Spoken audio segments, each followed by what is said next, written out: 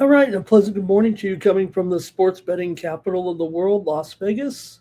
This is Ramon Scott, and welcome to Night Moves here for Tuesday, March the 10th. We're in full swing, we're in full action in conference tournaments on Tuesday. We got big conferences underway early here with afternoon starts out east, Big 12, ACC. Then you've got rolling in late afternoon, Big 10 as well. So it's today, but it's also tomorrow. It's the next day. We've got what you like. That's wall-to-wall action here all day with opportunities.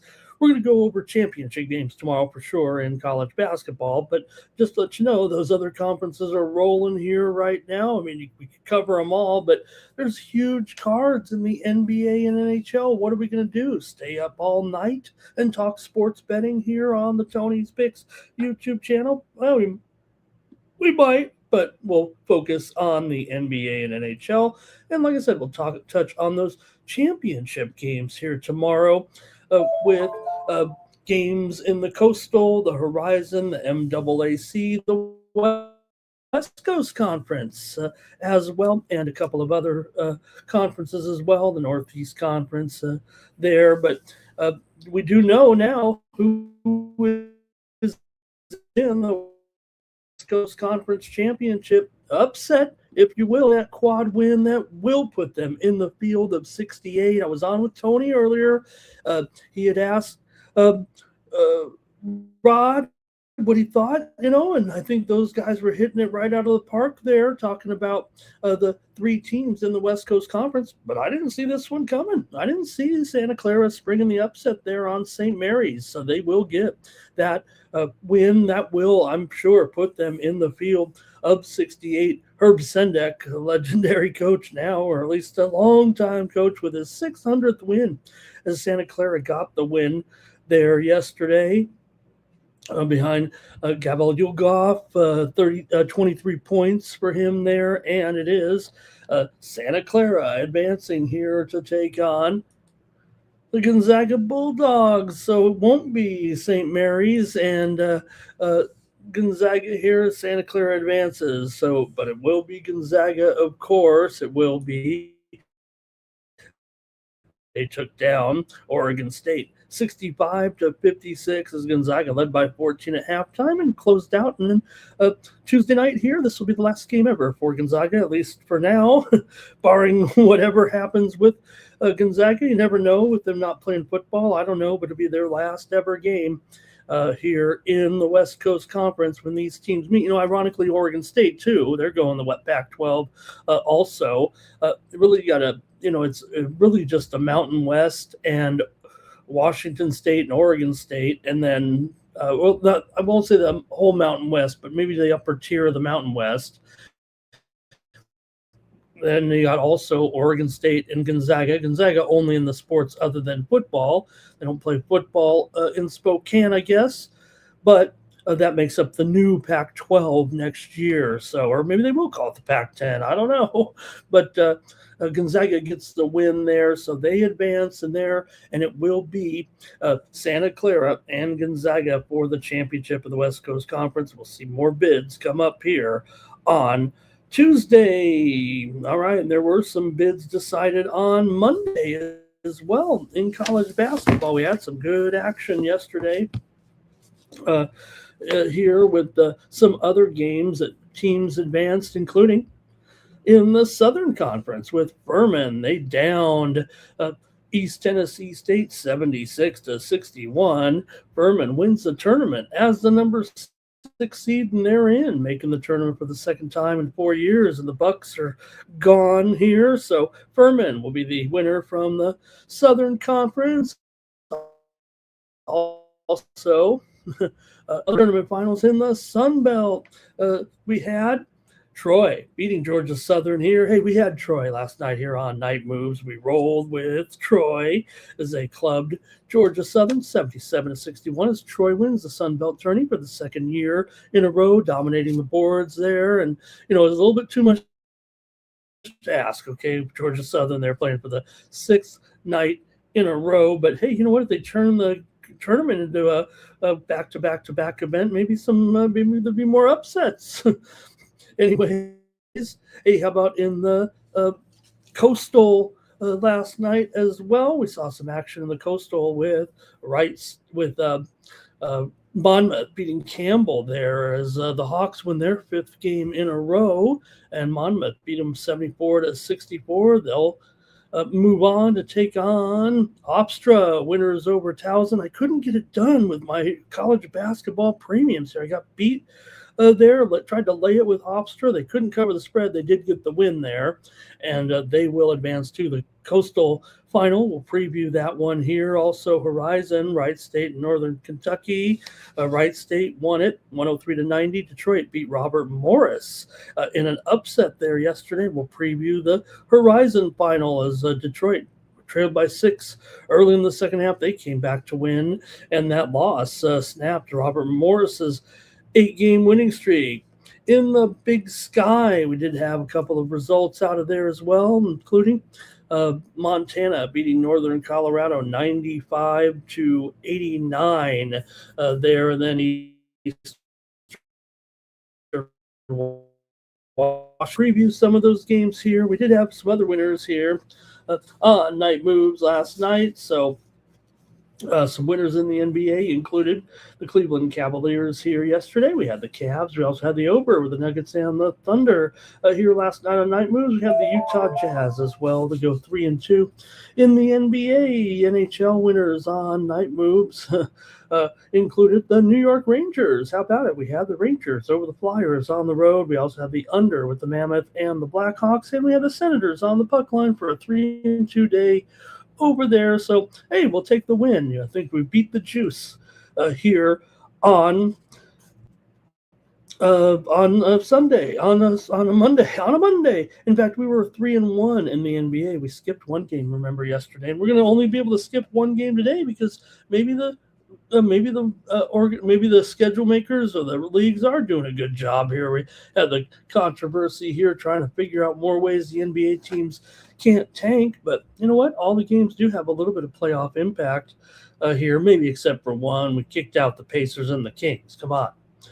All right, let's talk here quickly. We'll get to some people here. Let some people stroll in right now. I want to thank everybody in the chat rolling in here real quick, but I do want to talk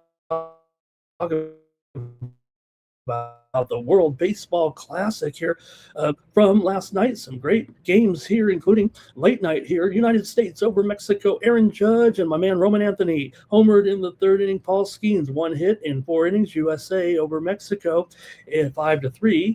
Mexico did cover the run line there for sure. And the USA, good performances. They're not destroying teams here necessarily like some of the others. Mexico, obviously, a pretty decent program, if you will. coached by my man Benji Gill.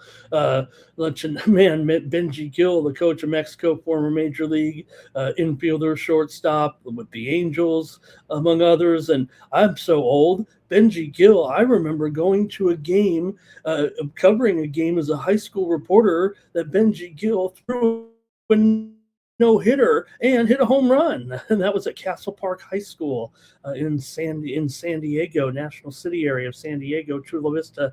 They're a great baseball school, and Benji Gill was a great player. Venezuela beat Nicaragua 4-0. Ronald Acuna 3 for 3, a home run, 2 RBIs. Venezuela's 3-0 in the World Baseball Classic. I don't know if they would have been there if Maduro was still around, but they'll play the 3-0 Dominican Republic on Wednesday. Those teams are going through, but man, gonna look at that one. Maybe Venezuela can keep it going here right now. We know Dominican Republic's a juggernaut, as Fernando Tatis hit a grand slam and drove in 6 runs. O'Neill Cruz homered. Brian Bayo, 1 hit in 5 innings pitched. They beat Israel 10-1. Israel couldn't stop Dominicans' missiles from sailing out of the park. There in Miami and Puerto Rico over Cuba, 4-1, as Maldonado had 3 RBIs. Cuba can only manage 2 hits. Man, wasn't the NFL signing period here today? I don't want to go over all of them, but man, wasn't that something? The way those names were coming down the line there all day, all afternoon, and watching Schefter do his thing. Why does Adam Schefter still use a little phone to text all of his things out on the on his tweets? And I mean, doesn't he have a laptop or one of those bigger phones? I mean, this guy could a lot more work done if he just wasn't using a little phone. Poor guy. Maybe we could send him something. But man, what do you think? Some of the big ones out there included Malik Willis of Packers, 3 years, $67 million. Jalen Phillips goes to Carolina. Willis signed with Miami, by the way, the former Packer. Jalen Phillips, former Eagle, he goes to Carolina for 4 years, $120 million. How about Mike Evans as he put the 49ers over the top, going over to from the Bucks with a $20 million per year contract. Tampa Bay signs a couple of guys, Anzalone from the Lions and Gainwell from Pittsburgh. The Falcons will take their chances with Tua as a backup. They also got Folk kicking from the Jets, Hooper, tight end from New England. Giants sign Isaiah Likely. Texans go with Reed Blankenship, the safety. The Bears sign Devin Bush and Kobe Bryant. Washington takes away from the Chargers. Just a lot of names yesterday, trading uniforms, getting more money here. They were running a ticker on the McAfee show that what they were saying, we got $2.55 billion in signings here today. I mean, wow. So there's also some trades. Colts are going to Indy dealt Michael Pittman to the Steelers there yesterday, and Minkah Fitzpatrick goes from Miami to the Jets. Some re-signings as well, including the Seattle re-signing my man Rashid Shaheed, 3 years for $51 million in there. And then the big news was kind of started off the day with Travis Kelce going to stick around in Kansas City one more time. Let's run it back here. They got Kenneth Walker too. I don't mean to kind of forget about all these different names here yesterday, but your team isn't going to look like it did just the other day. There's a lot of new names, new faces going to new teams, and I'll make it fun. Hey, that's kind of old school a little bit, I think. Well, I don't know. Teams used to stick with their old guys. Let me say hello to everyone in the chat. Thank you for joining me here on Night Moves tonight as we preview the action. But what whirlwind of names and team changes in the NFL. Jermaine, good morning. Hello. He may fall asleep here with me, but I'm here. So is Dimitri Mamo, Timmy Two Shoes, Power Critter is here as well. Greg is here. Ready to go, Mr. All. here. And Greg was happy with that Clipper game. I thought the Knicks were going to do it, but you know what? I shouldn't have given up on my Clippers in that game. They need wins. They're hungrier. All right. And Timmy says he liked the under in that one, and it really was never going to get there yesterday. Let's see who else is rolling in to talk sports and sports betting here for a Tuesday. I'll put your significant comments here. You guys are having a great conversation amongst everybody in the chat. So can you start capping here early in the morning, person turquoise waving speech? Who else is ready to go? And Mexico can't beat America at anything. Oh, America, put that comment up there from Mr. Westers. Although that was the United States' first win, I believe, over Mexico in 20 years at the World Baseball Classic. Now, it hasn't quite worked out. Mexico did have an upset before. And like I said, Mexico covered that spread. It did go under the 11 there yesterday. Hey, one game still coming up tonight here in the World Baseball Classic. Why not talk about it here real quick as we go to the game here between, this will be at 6 a.m. Eastern, 3 a.m. Pacific. We're just about a couple hours here from Japan versus Czechia here in this one overnight. There's a massive talent gap here for sure with Japan. They're favored by 3.5 at minus $1.20. Japan's roster looks like an all-star team out there with Otani, Yoshida, and Czechia mostly has amateurs and semi-pro guys. For Japan will be Hiroto Takahashi, one of the top young arms in Japanese baseball, against Andrzej Satoria. He's an electrical technician whose fastball is 79 miles an hour. Maybe, remember some of the guys with a little change of pace, the Gaylord Perrys, the Charlie Huffs maybe of the world. Japan's lineup stays dangerous here, top to bottom in this one. I got to take a minus 3.5 runs against Czechia here. Is it really 3.5? It's not 3.5. Come on. Let me get the right line here. I don't know what I'm reading here.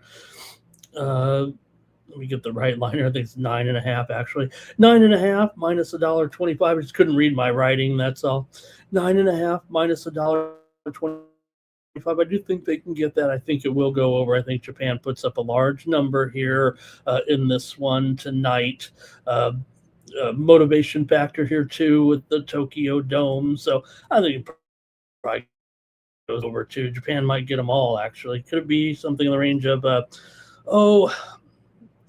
13 to 1, 14 to 1 here tonight. I don't know. I'm not sure. Czechia, they're just going to have to keep absorbing the damage here right now. Czechia gets 2 or 3 runs. It's probably definitely going over the total here right now. We see some of the games kind of slow starting when maybe a pitcher's out there doing a good job. It just feels like right now I don't think it's going to go that way. Tomorrow also here in the World Baseball Classic, play continues with 3 more games after that. So we have this game from Japan early on, and then we're going to go Israel versus Netherlands, Canada versus Puerto Rico, and Italy will take on the United States tomorrow. Did have a couple other finals in there today, including Great Britain over Brazil 8-1. Colombia upset Panama 4-3, and a little bit of an upset there. And a World Baseball Classic there on Monday continues here on Tuesday with pool play. Hopefully we get that wrapped up and get to the good games here. And again, now Tariq Skubal, is he gonna stay with the team? Is he gonna go back to spring training? This is what the dilemma of the United States team. They just don't have the motivation like these other teams that are trying to beat the Americans, right?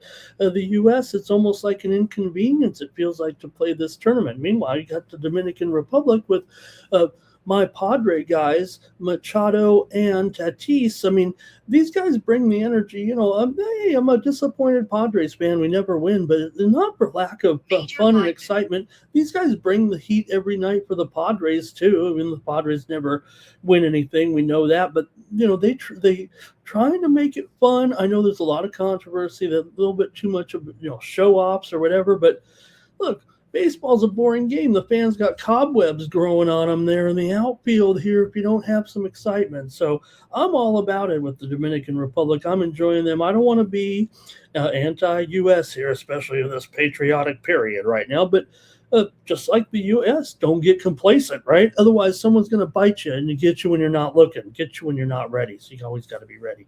Want to say hello to it's JNR, also joining us today. Jermaine talking about the is it $2.55 billion right there? We saw, it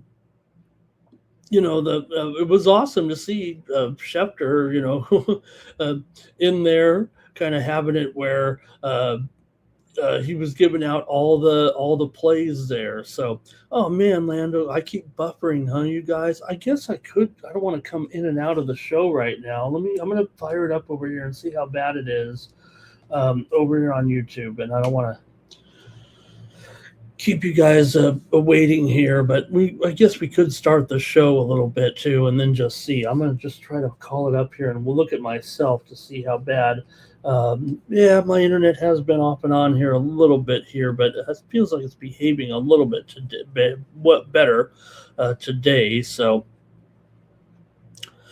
all right, let's just get into it here right now with some of the action. Like I said, it mostly feels like our NBA card and our NHL card, and then we'll touch on just the championship games only. That's really all we can do here at just so many games already here. Like I said, Big 12 gets underway at 12:30 Eastern with 4 games tomorrow. The ACC is kind of playing in, if you will, a little bit, 3 games. So let's just get to the big sports, and then we'll just go from there, because it's a lot of NHL games, you guys, to be honest, and a lot of NBA games too. Hopefully that's okay and you guys are ready to win here. Thank you for joining me on Night Moves. Hey everyone, go on over to Tony'sPicks.com and take a look at our handicapper leaderboards. And hey, we got premium picks over at Tony'sPicks.com. Man, I couldn't click at all right now in college basketball. Hopefully I can bring you the winners here on the show here tonight. But other than that, you can check out the rest of our handicappers over at Tony'sPicks.com. Let's go over there right now and take a look at those handicapper leaderboards and see who's hot. And it's Solo Malone's on top here, 3-0.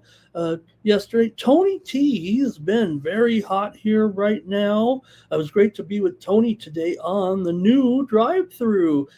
Said the new drive-thru. It's actually the old drive-thru with a new crew over here at Tony'sPicks.com. Of course, Tony had his show with the guys across the street for so many years. When I first saw that show 5 or 6 years ago, I think it was right after the pandemic when that show started. Tony's videos go back well before that. But when I saw that show, and I was an aspiring YouTube content maker with, just trying to find a viral video or something, I saw that show and I said, I want to be on that show. I'm going to go after that show. And then when I saw Tony make the invitation to anyone to try to get involved with his group here at Tony's Picks, I jumped at the opportunity. It took me 6 years, but there I was on the drive-thru today with guys like Brian Bittler, who went 3-0 yesterday here at Tony's Picks. Tom Regard, 5-3. Vegas Al with his winner yesterday. Good job by Alessandro. Joey Tron, 2-0. Jorge Gonzalez, 2-1. Mills Young won his only play. Ron Hahn won his only play. Chris Atkins won his only play. There's Stax McKelvey, 2-1. Shane Mickle, 2-1. Dave. Everyone is on this handicapper leaderboard except me, I think is what the gist of this is. And Don't look at me because I had no winners on Monday. Last 7 days, Stephen Duncan continues to rock 31-14, nearly 70% right there. Stacks McKelvey over 60%. Look at that, 22-12 over the last 7 days.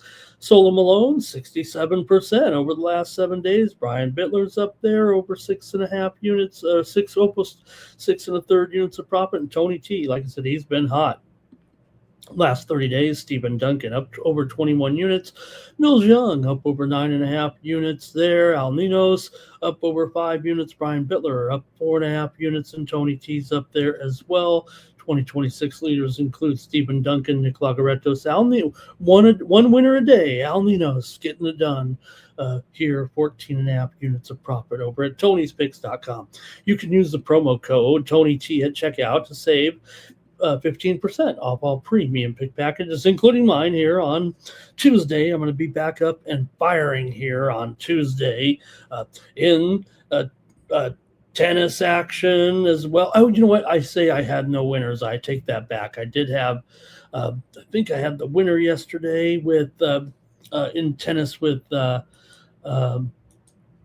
my one tennis play here yesterday was a winner here. That's where I'm crushing it here anyway with let me see, Bencic, Belinda Bencic over Elise Mertens was my only winner here at Tony's Picks, but I did have a winner there. Don't sell me short. All right, and a few more comments from the group, and then we'll get on with the show right now and start to preview. We can't wait any longer. If I think of something, we'll just talk about it then. So we got to talk right now about the NBA and get rolling on this big card, man. Oh, there we go. Okay, let's get it rolling here right now with our previews for the action here on. Might even be a little quick on the draw here. Be ready in the chat pros. What happens here on the show is I like to give a little preview of each game. I'll make a pick eventually. The chat pros can chime in, and you can be a member of the chat pros. All you got to do is put your pick or information question in the chat, and that's how we roll here on Night Moves. Okay, let's get to the action here today and start it off with the Grizzlies taking on the Sixers here. Look, the Sixers, it's been a little bit tough, and you got to be a little bit worried with what's going on. I mean, you got to figure they're still in the playoff picture here in 8th place here currently. The Grizzlies, though, we know they've been done here for quite a while. They'd almost have to win them all, but and that'd just be to get in the play-in. They're 6.5 back of Portland for the 10 spot. The 76ers do come in here as only a 4.5 point favorite. Is that right now? 4.5 here against the Memphis Grizzlies. So this one continues to crawl up a little bit. Maybe Philadelphia. Like I said, they do have some injury concerns here right now, and this is kind of what's holding back Philly with Joel Embiid currently still out. We're going to mention it here, even though we have no timetable really on his return, but it's important enough to mention it. And I think Tyrese Maxey is going to be out here with a hand injury. So the spread is going up a little bit in Philadelphia's favor. Memphis does have their own series of injuries here, several names with a questionable tag tomorrow. Scottie Pippen Jr., Ty Jerome, Taylor Hendricks, Taj Gibson, Cedric Cower, Aldama also there, and got a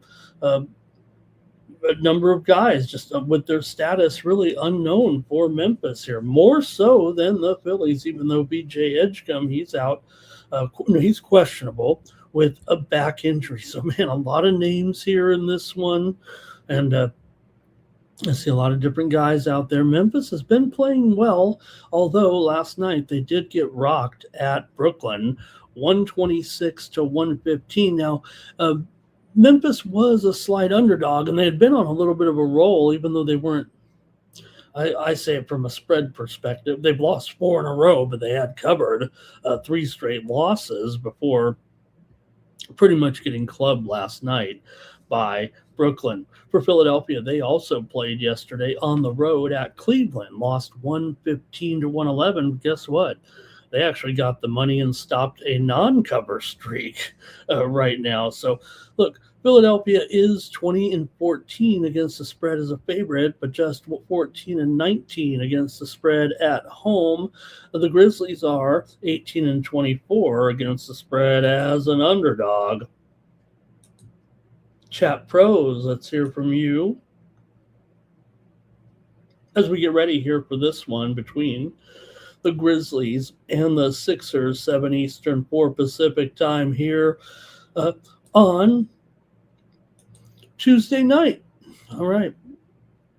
For these two teams, they did meet in their first meeting back in December. It was 139-136. Philadelphia won on the road in overtime as a 1.5 point favorite there in that one. For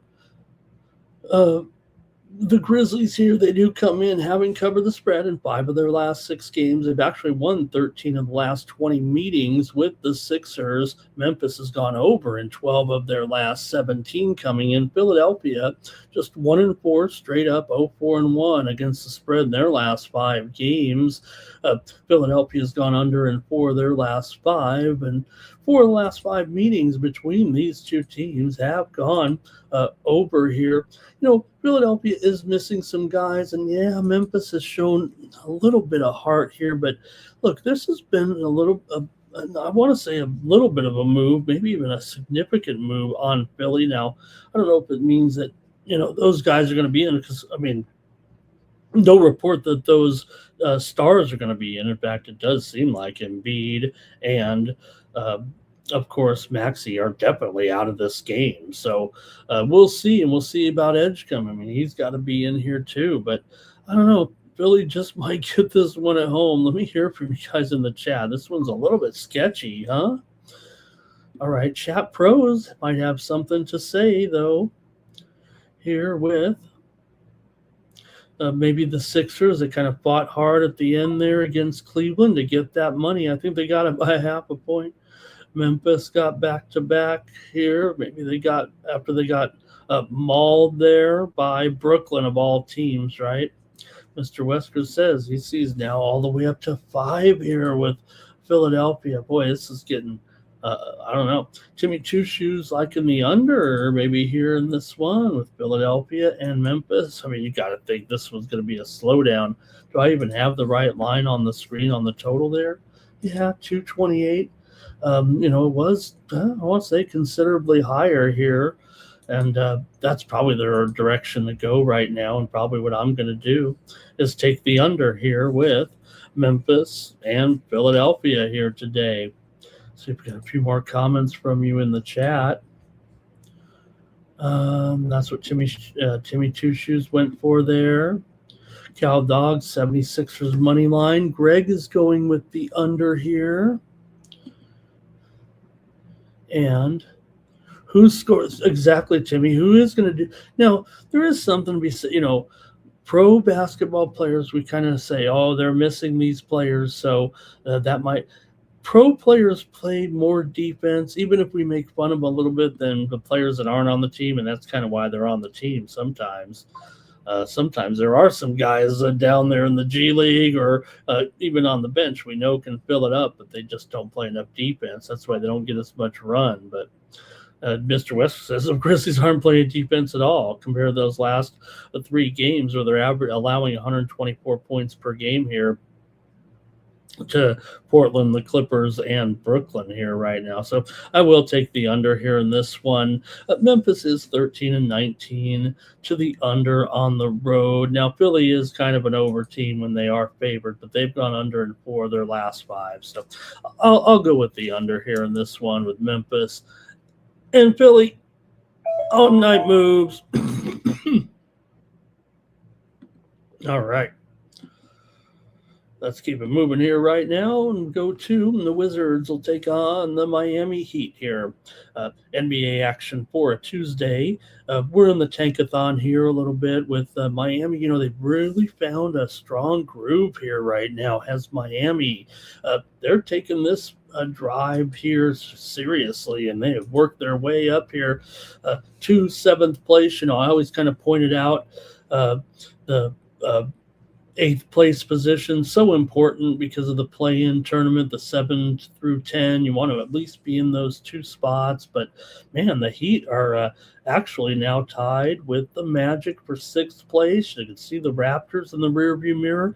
I almost wanted to say the Heat was going to be on the decline towards the end of the season here, but all of a sudden they're on a winning streak here right now. They are favored massively here over the Wizards. And yeah, even in the tankathon, sometimes these numbers are getting a little bit too hefty. But when you have a Washington team that has lost a bunch in a row and also failed to cover here in 3 straight, including tankathon games, losing to Orlando by 19, getting 16. They also lost to New Orleans by 20 points, getting 11 and a half. So the Heat with plenty of motivation here, and they feels like staying healthy, getting healthy, other than Norman Powell, and he is out here still currently. Khalil Ware questionable, Jovic is out, Wiggins is out, Fontecchio is probable here, but for Washington, Jameer Watkins is out, Keyshawn George is out of this game,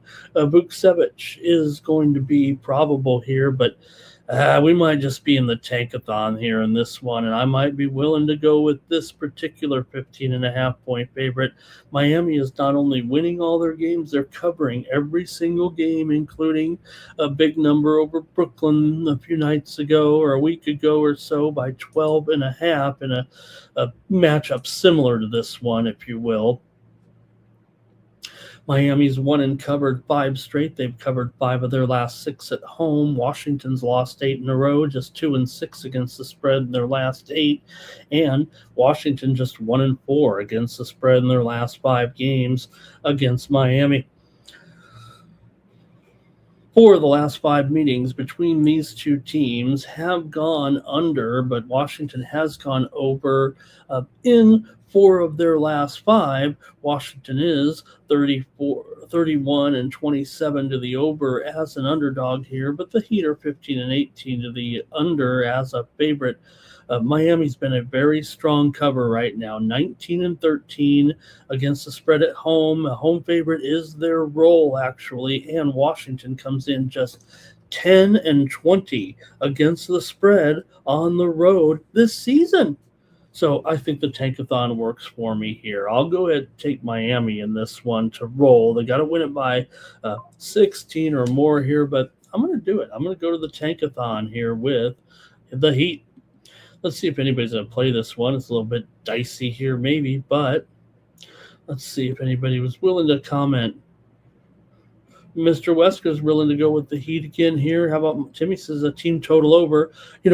This total looks high there on paper, and yes, I don't know if the trends really make out here, if you will, but I gotta agree here a little bit with Timmy. I think we could see a big number here by the Heat in this one. Their team total is going to be about 227.5, I think, here with this matchup, and they might get that. They might get it, and they might get it easy. Look, they're gonna win. If they're gonna win and cover, I think it goes over.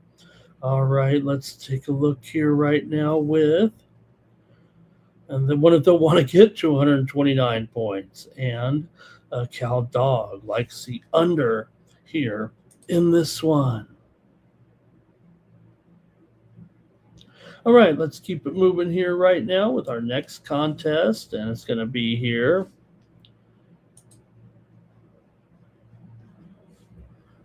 Thanks to the chat pros in there.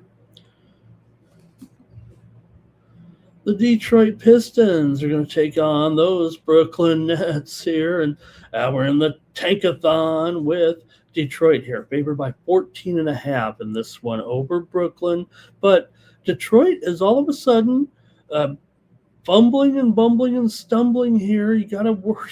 I'm not worried, but what's happened here all of a sudden? Four straight losses, including a loss versus Brooklyn at home. They've also lost three straight road games here to Cleveland, San Antonio, and Miami. Now, look, they've had a little bit of injury woes with Cunningham.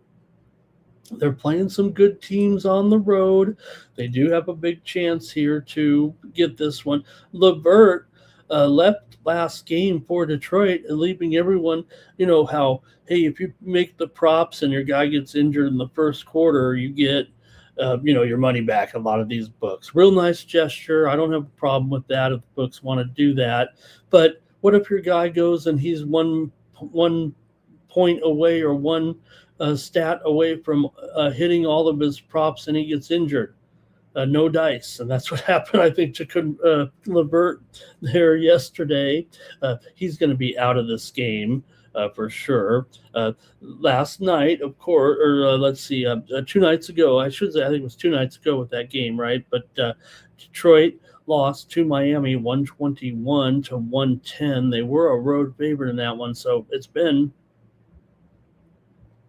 4 straight losses here, and we are in the tankathon. Now, Brooklyn, they're all of a sudden showing a little life here right now.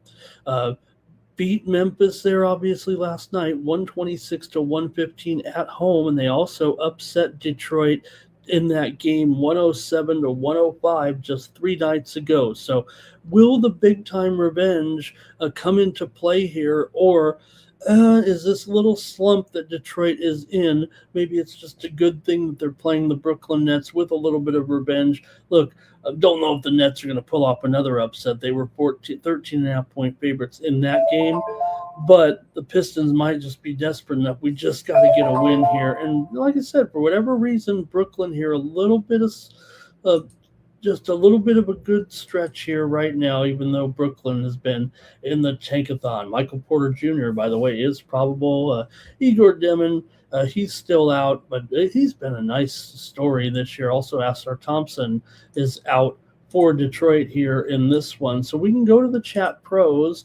We definitely got to talk about this one and try to figure out what could happen here, especially with Detroit going just 1-4 straight up and 1-7 against the spread in their last 8 games overall.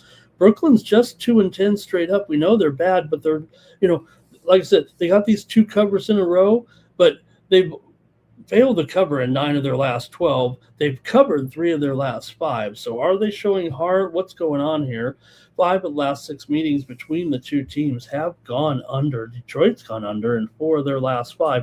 But Brooklyn has gone over in 9 of their last 10 games at home. So what'll happen? We're favored by 14. You've got revenge on your mind.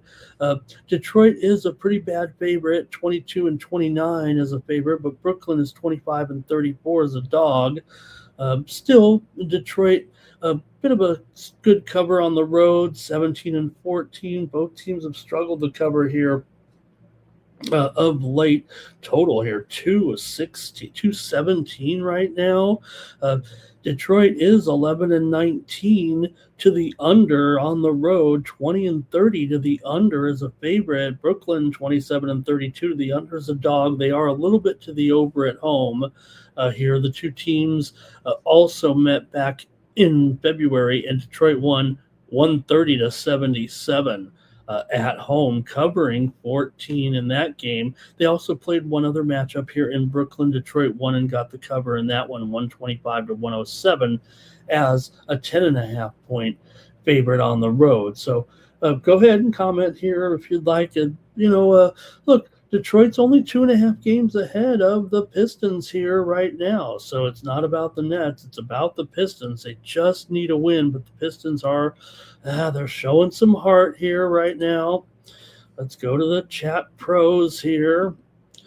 217 does feel kind of low, but the last 2 meetings between these 2 teams did go under. All right, let's see here I think Cal Dog might be on the under.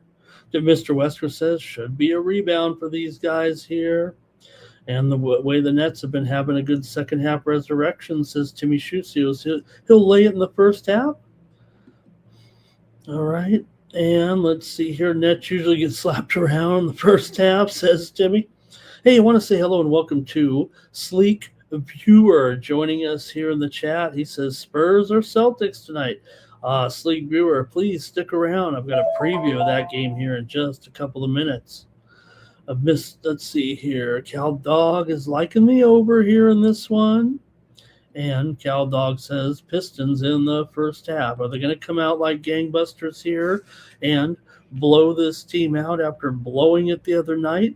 Gosh, this Pistons streak is really, really bad right now with them not even able to cover here in these games. So I'm going to take the under here in this one with Detroit and Brooklyn. Maybe I'm scared here right now, and I don't want to take the Nets here with such a big revenge game, but like I said, you know what? The Pistons only have to win. They don't necessarily have to cover.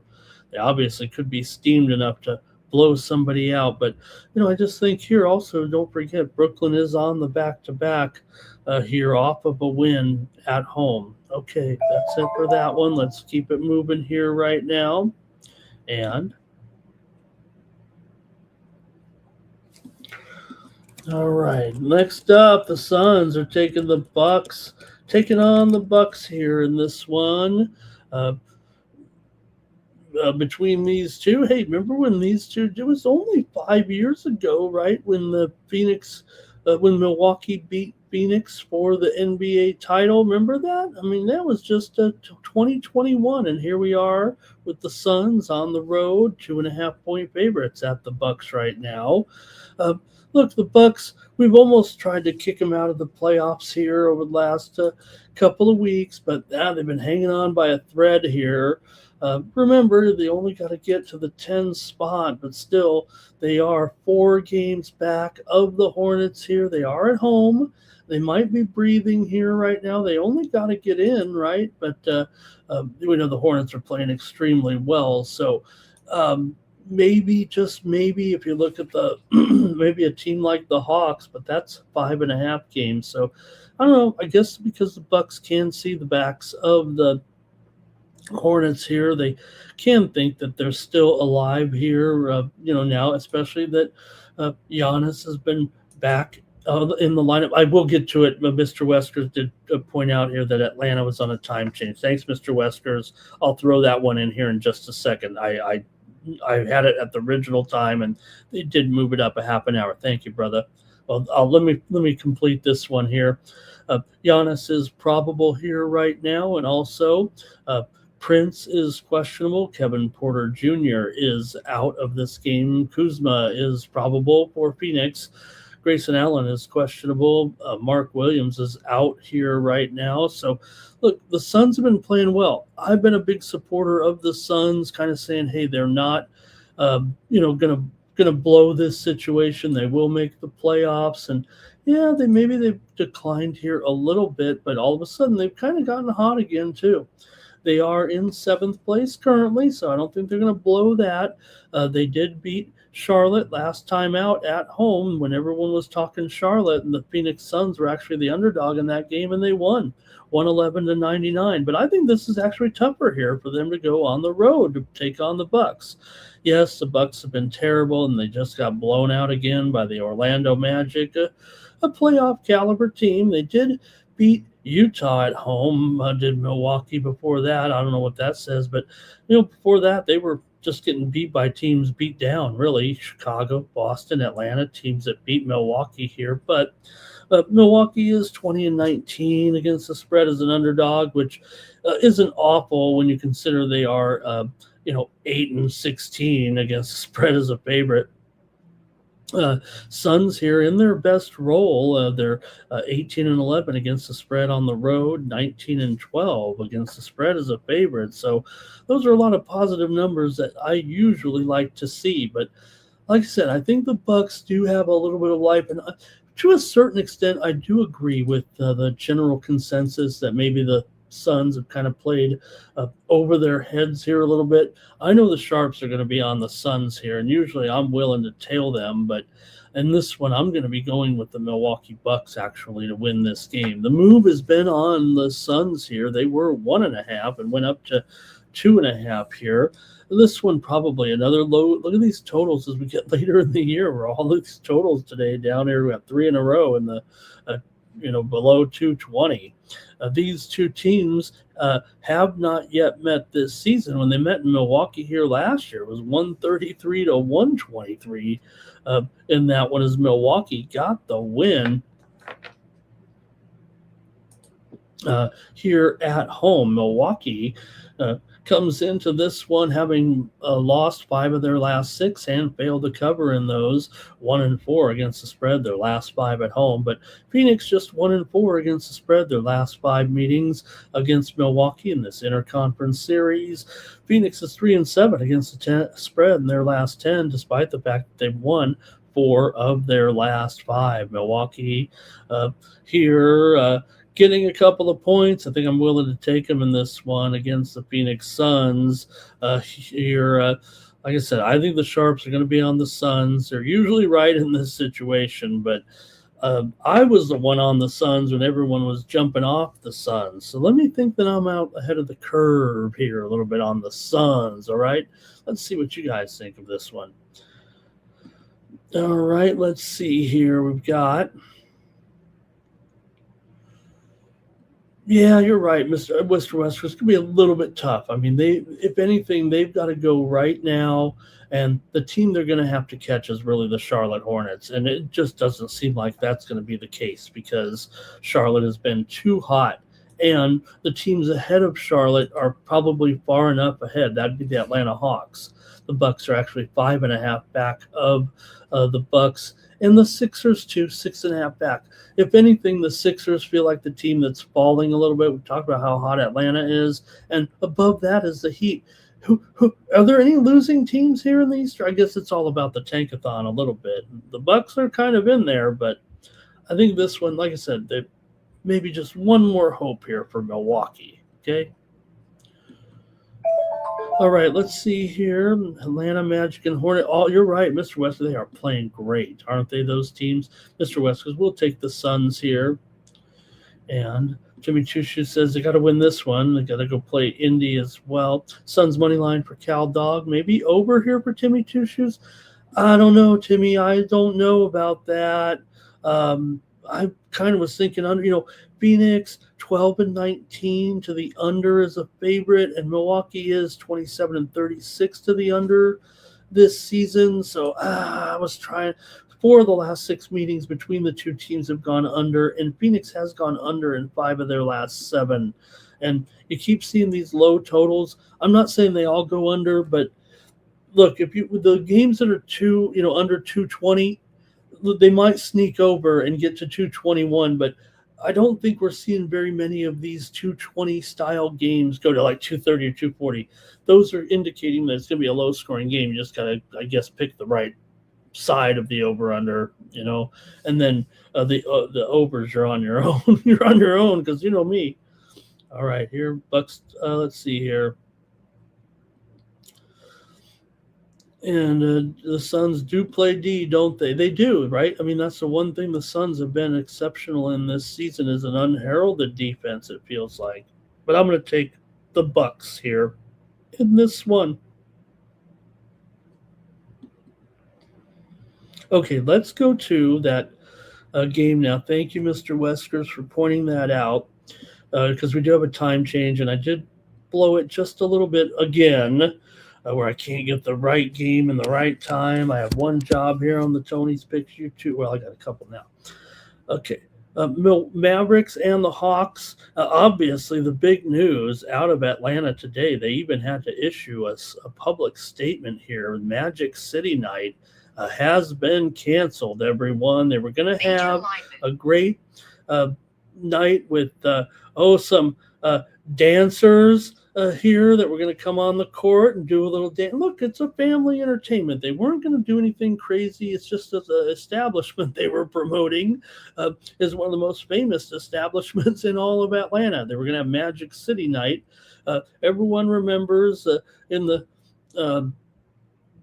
pandemic when the Atlanta players had to leave the bubble and go up to Magic, or was it some Orlando players in Magic City? But remember when they had to travel from Florida to Georgia to go get those chicken wings? Remember at Magic City?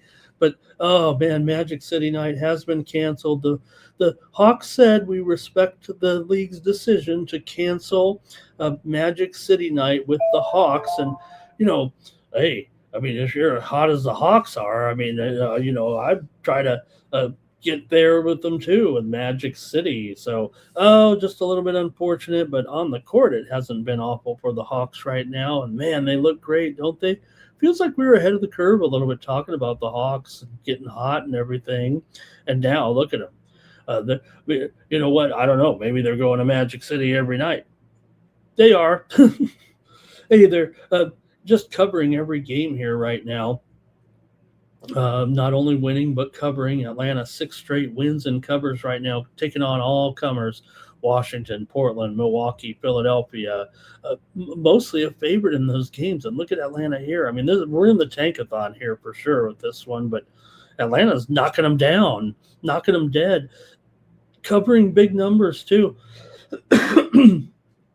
Covered 6.5 against Philly, covered 9.5 against Portland, covered double digits twice against Washington. They're not exactly a great cover overall this season, but they're making up for it right now.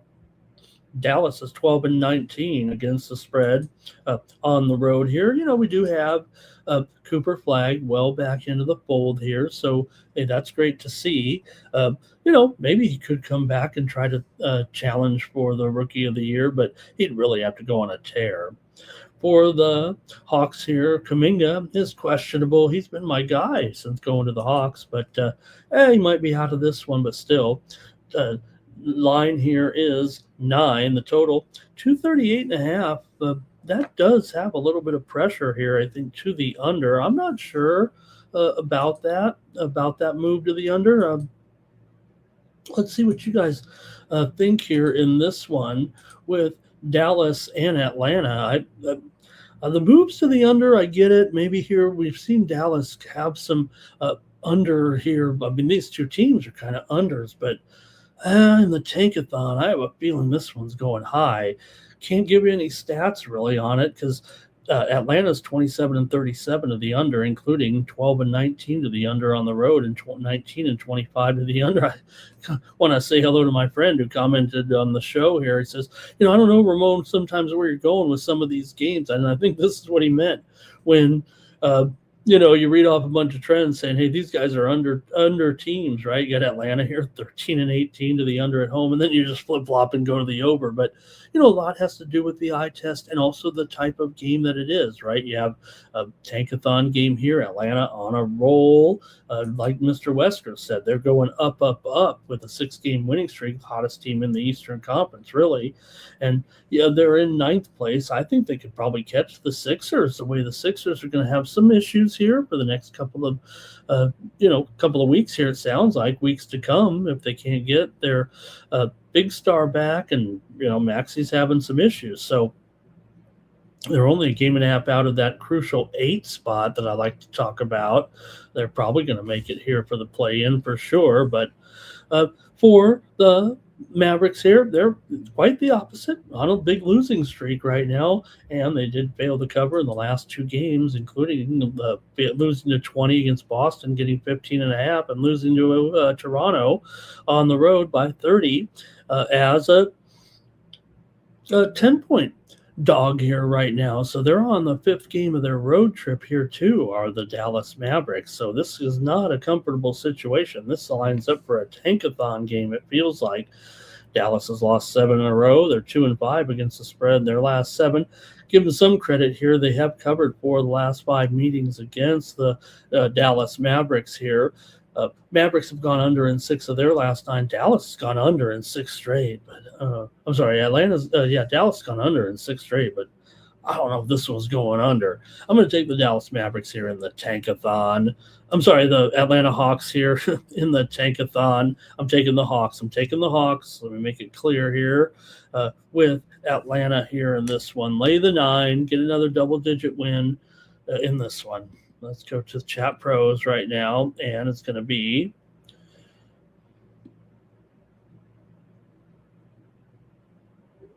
everybody loves Magic City down there. Jimmy Choo Choo says Cooper Flag 2 threes at plus 255. He'll take Cooper Flag right now. Also, everyone's more interested in. There's Mr. Wesker's on, like in Atlanta against the spread. Hey, want to say hello to Isaac Blumenkron in there.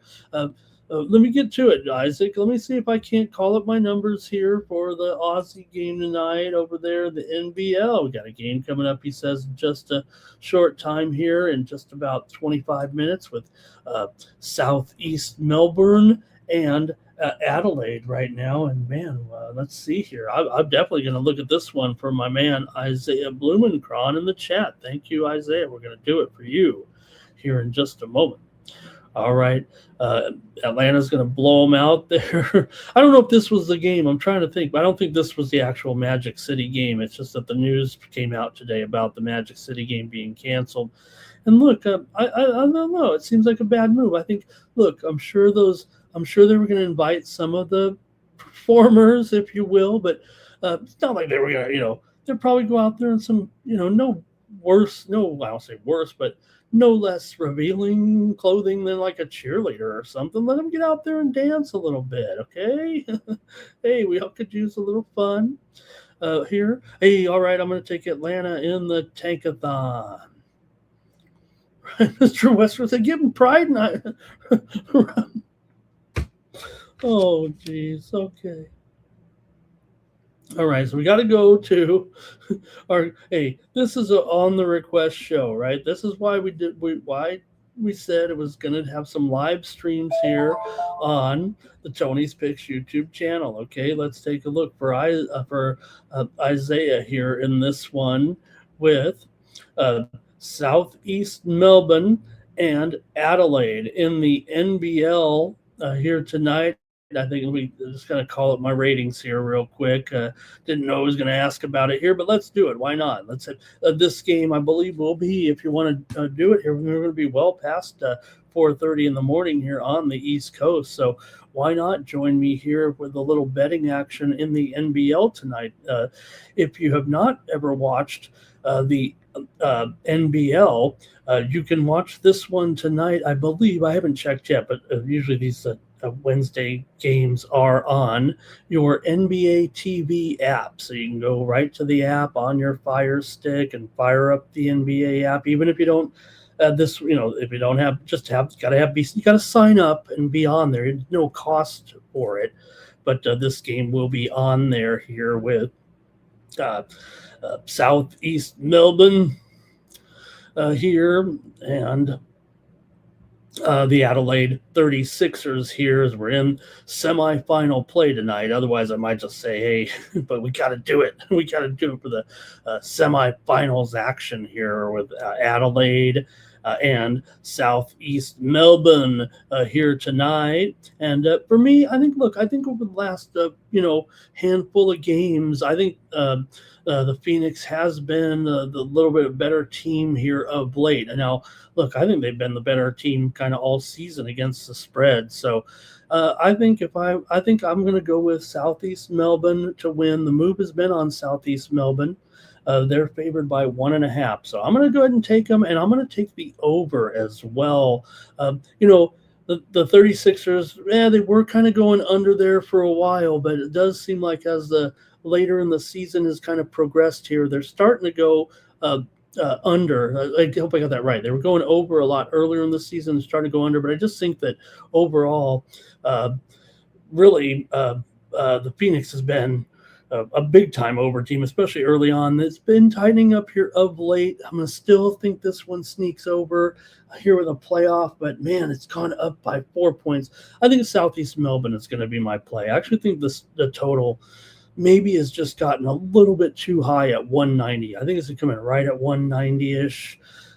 If I had to play the total, I'd still lean to the over here, but I think Southeast Melbourne is going to be my pick. Thank you to Isaiah Blumenkron there, and don't forget, go to your NBA TV app to watch this one. How about a teaser? You want to? Let's do. Maybe we can do a little teaser if you want to get put maybe a little bit more on Southeast Melbourne and then tease the total there because, like I said, it's moved 4 points. A lot of people say don't play teasers. Hey, if you're betting at 4:30 in the morning, you can play a teaser. Okay, no problem. Nobody's going to tell you can't. But I think Southeast Melbourne is the side for me, and I'll lay the 1.5. And I lean. Even I've got to get a lean here because it's gone up from 185.5 here to 189.5, even 190.5 to the under. So, all right, great. Thank you to Isaiah, semifinals of the NBL. Cool. All right. Let's keep going here. Jimmy Juices of the 30s, the Adelaide 36. Those were strange. All right. All right, we're gonna go back to the NBA here now. Yeah, those Adelaide 36ers. I mean, that comes from the fact that and I'm no Australian expert, but I watched the Bell, and I knew that it was a independence, kind of an independent, or not an independence. I think that's when they established that colony down there. I think Isaiah could probably tell it more before I embarrass myself. Okay, back to the NBA here. Thank you. Let's go with next up. The Toronto Raptors are at the Houston Rockets. In this one, you've got the Rockets here by 5.5 total, 218.5. Toronto comes in here off of a win. Hey, this is a good game. You got playoff bound teams here, definitely in this one. Toronto beat up on Dallas last time out by 30 to snap a 2-game losing streak. Toronto does come in here 15-11 against the spread as a dog, and it's -5, not a half. Let me fix that there. And 17-13 for Toronto against the spread on the road. Houston, they're trying. They can't really fix this record right now. 11-18 against the spread at home. 23-33 against the spread as a favorite. It's not been a great roll at all. They did just get blown out at San Antonio the other night, 145-120. Before that, they did beat Portland at home, but lost to Golden State. They really have not looked that good here of late. Talking about the Houston Rockets here. I'm trying to fix that.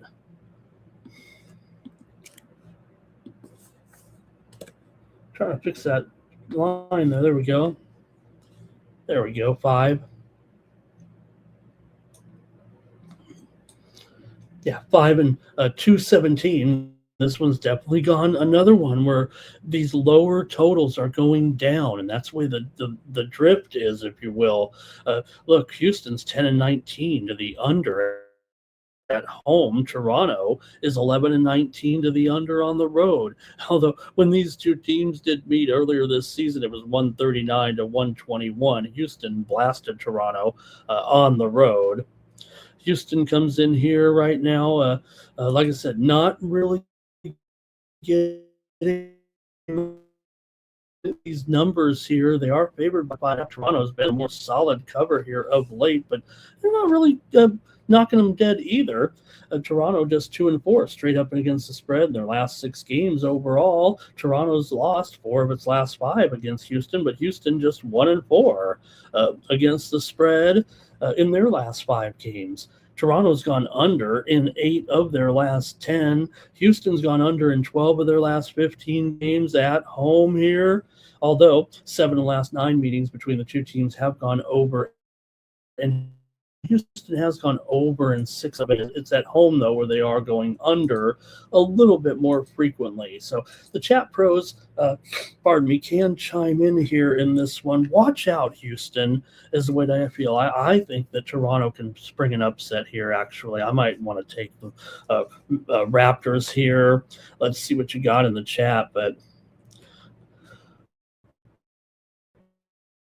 I might want to go with the dog. If you guys go with too many Houstons in there, I might go to the total. Here we go. Mr. Westford says he doesn't know where the Raptors they're going right now. Look, it might not be able to get very far against those Eastern Conference teams, but they aren't exactly sitting in a poor spot right now. They are in fifth, and they'll probably come in, in fifth and sixth, right around there. The Rockets, meanwhile, we know that they're in, of course,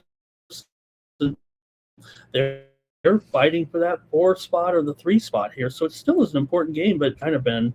Uh, I see the little glitch there a little bit. Am I frozen here right now? Okay, no, just for a split second there, I guess.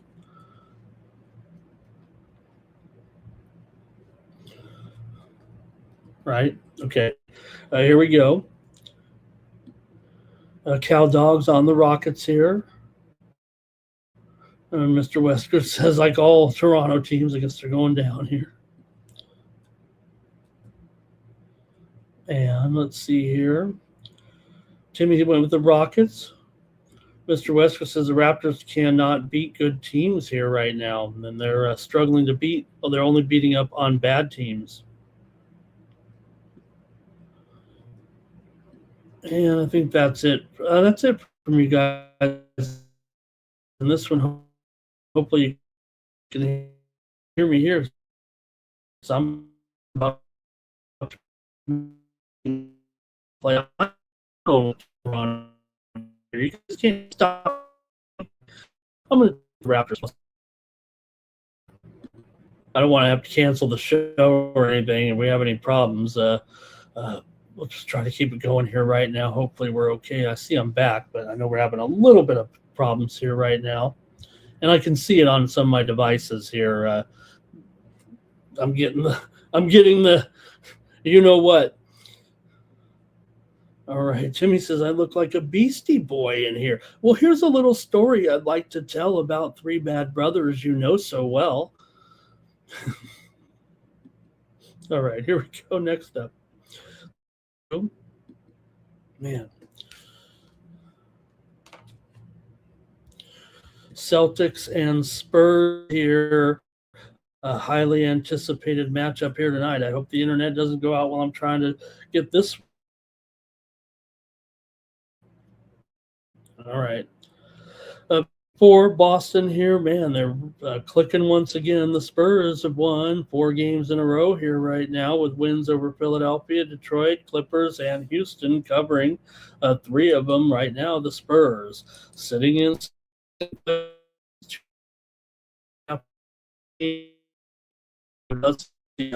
3 games now, I think, behind the Thunder there. The win by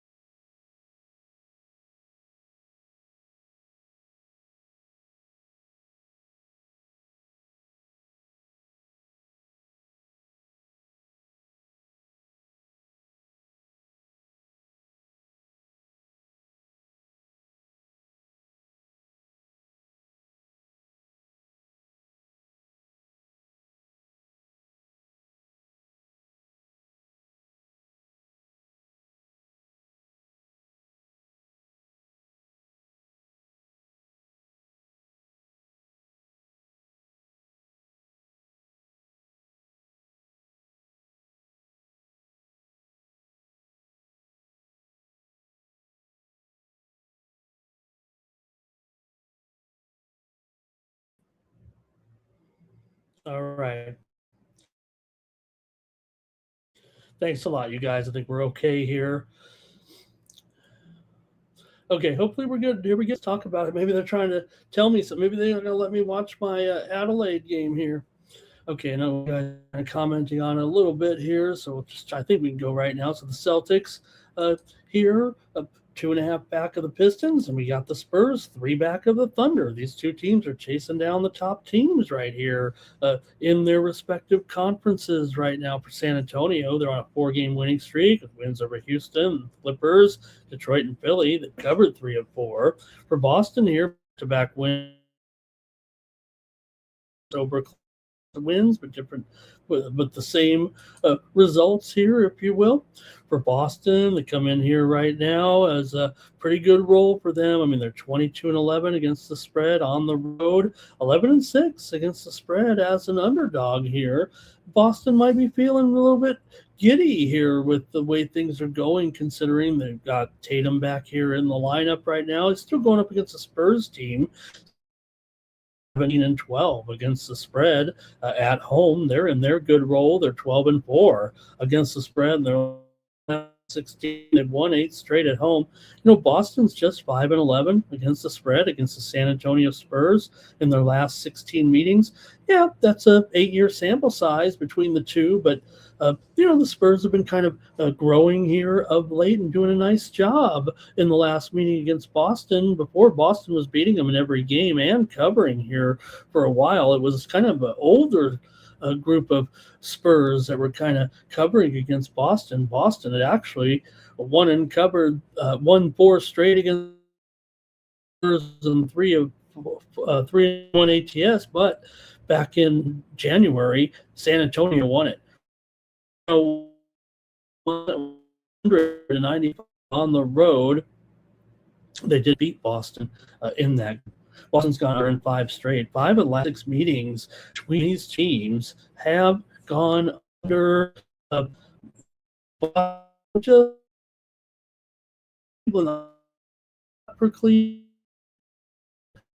Boston did, and it does feel like maybe they can just take on all comers. Let me go to the chat here because I'm having a little bit of problems. I'm going to try to go all the way here and finish this show. All right, Celtics for Timmy, and Celtics money line for Cal Dog. Maybe the over here. I know it's dragging because I'm having graphics here. And I see it over here on the side. Open on to cancel this show. We're having a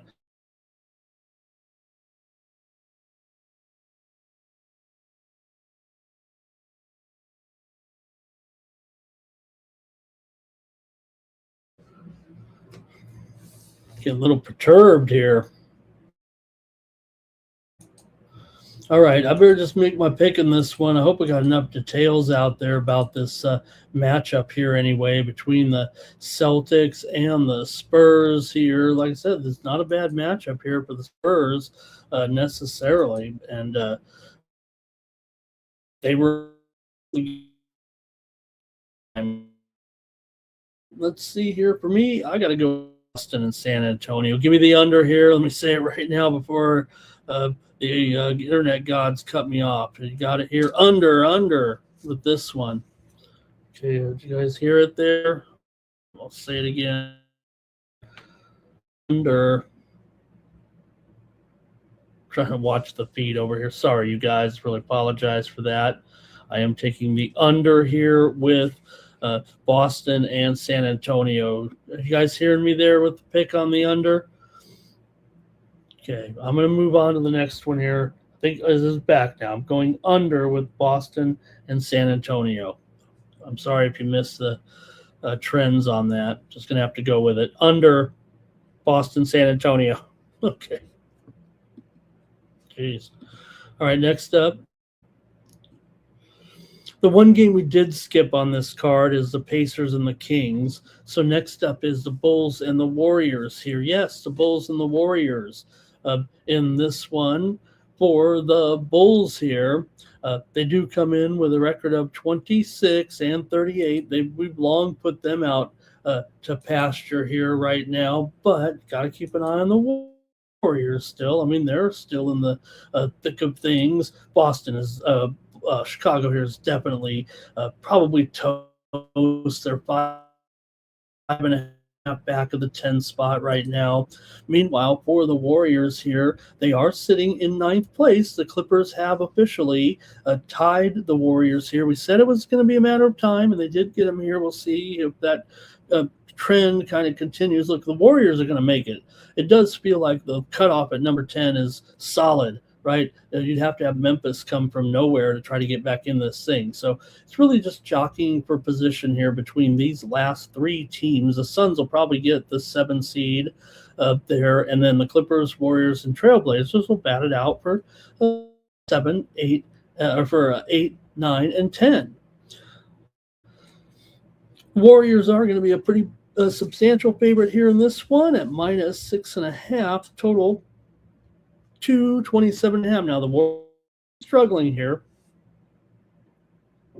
without Curry here. They just lost to Utah there last night, but hey, we were on Utah here on Night Moves last night, right? We knew it was coming, and took the Jazz there. They looked good late, didn't they? Nice job by the Jazz putting the pressure here on the Warriors a bit.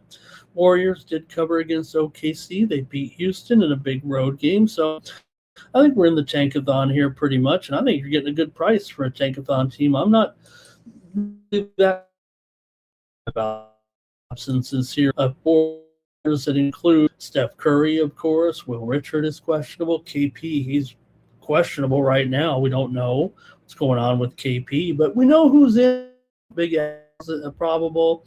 Moses Moody is questionable, but for the Bulls, Giddy is probable, but they've got some other issues right now. Patrick Williams is questionable. Colin Sexton is questionable. He had been playing.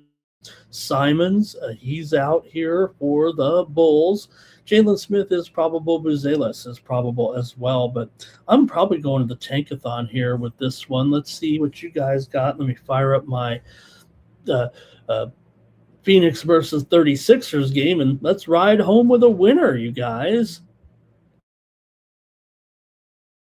Me tonight in the NBL Live here.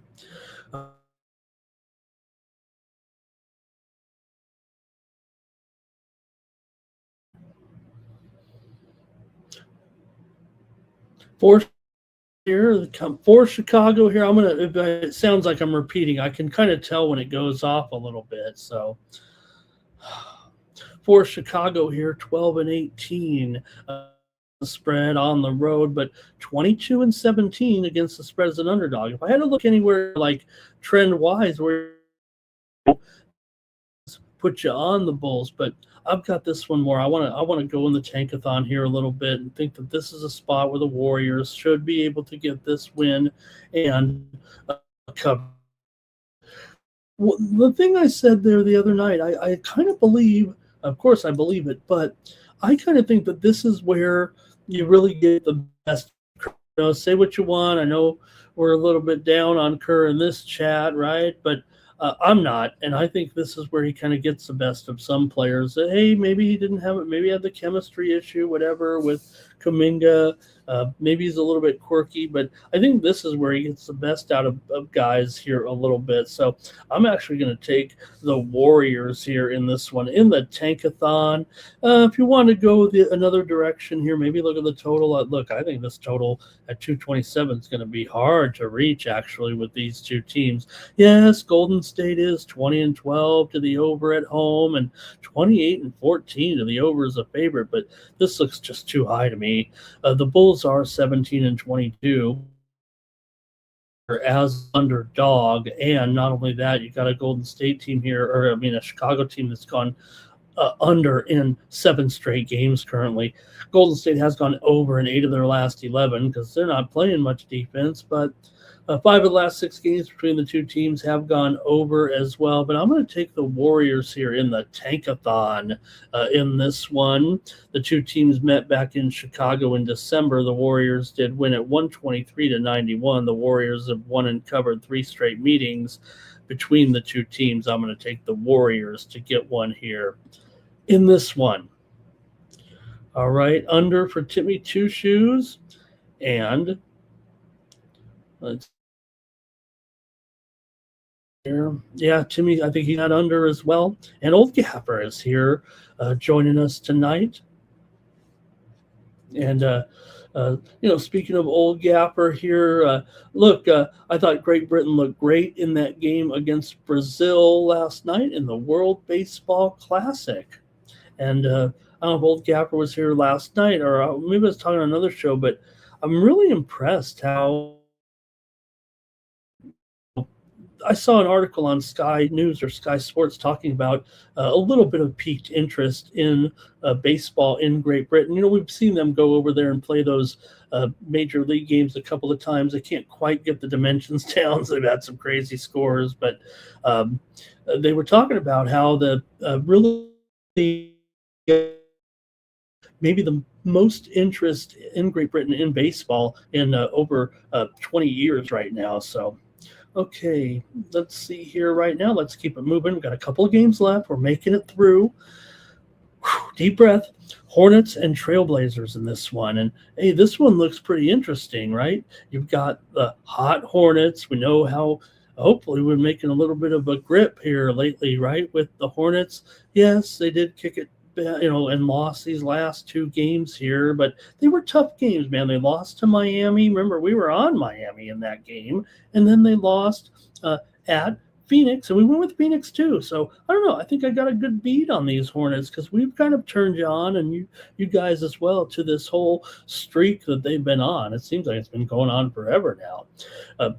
Charlotte is 22-12 against the spread on the road and 14-8 against the spread as a favorite. But Portland's a solid dog, 19-13 against the spread as an underdog at home, and 19-13 against the spread at home, period, and 20-18 against the spread as a dog. But it has been pretty strong here, really, for Portland, winning 2 out of their last 3. Yes, those wins came against Memphis and Indiana. They actually haven't been covering that well of late, but again, you look at where Portland sits here right now, and they're going to make the play-in. They're going to be the last team in.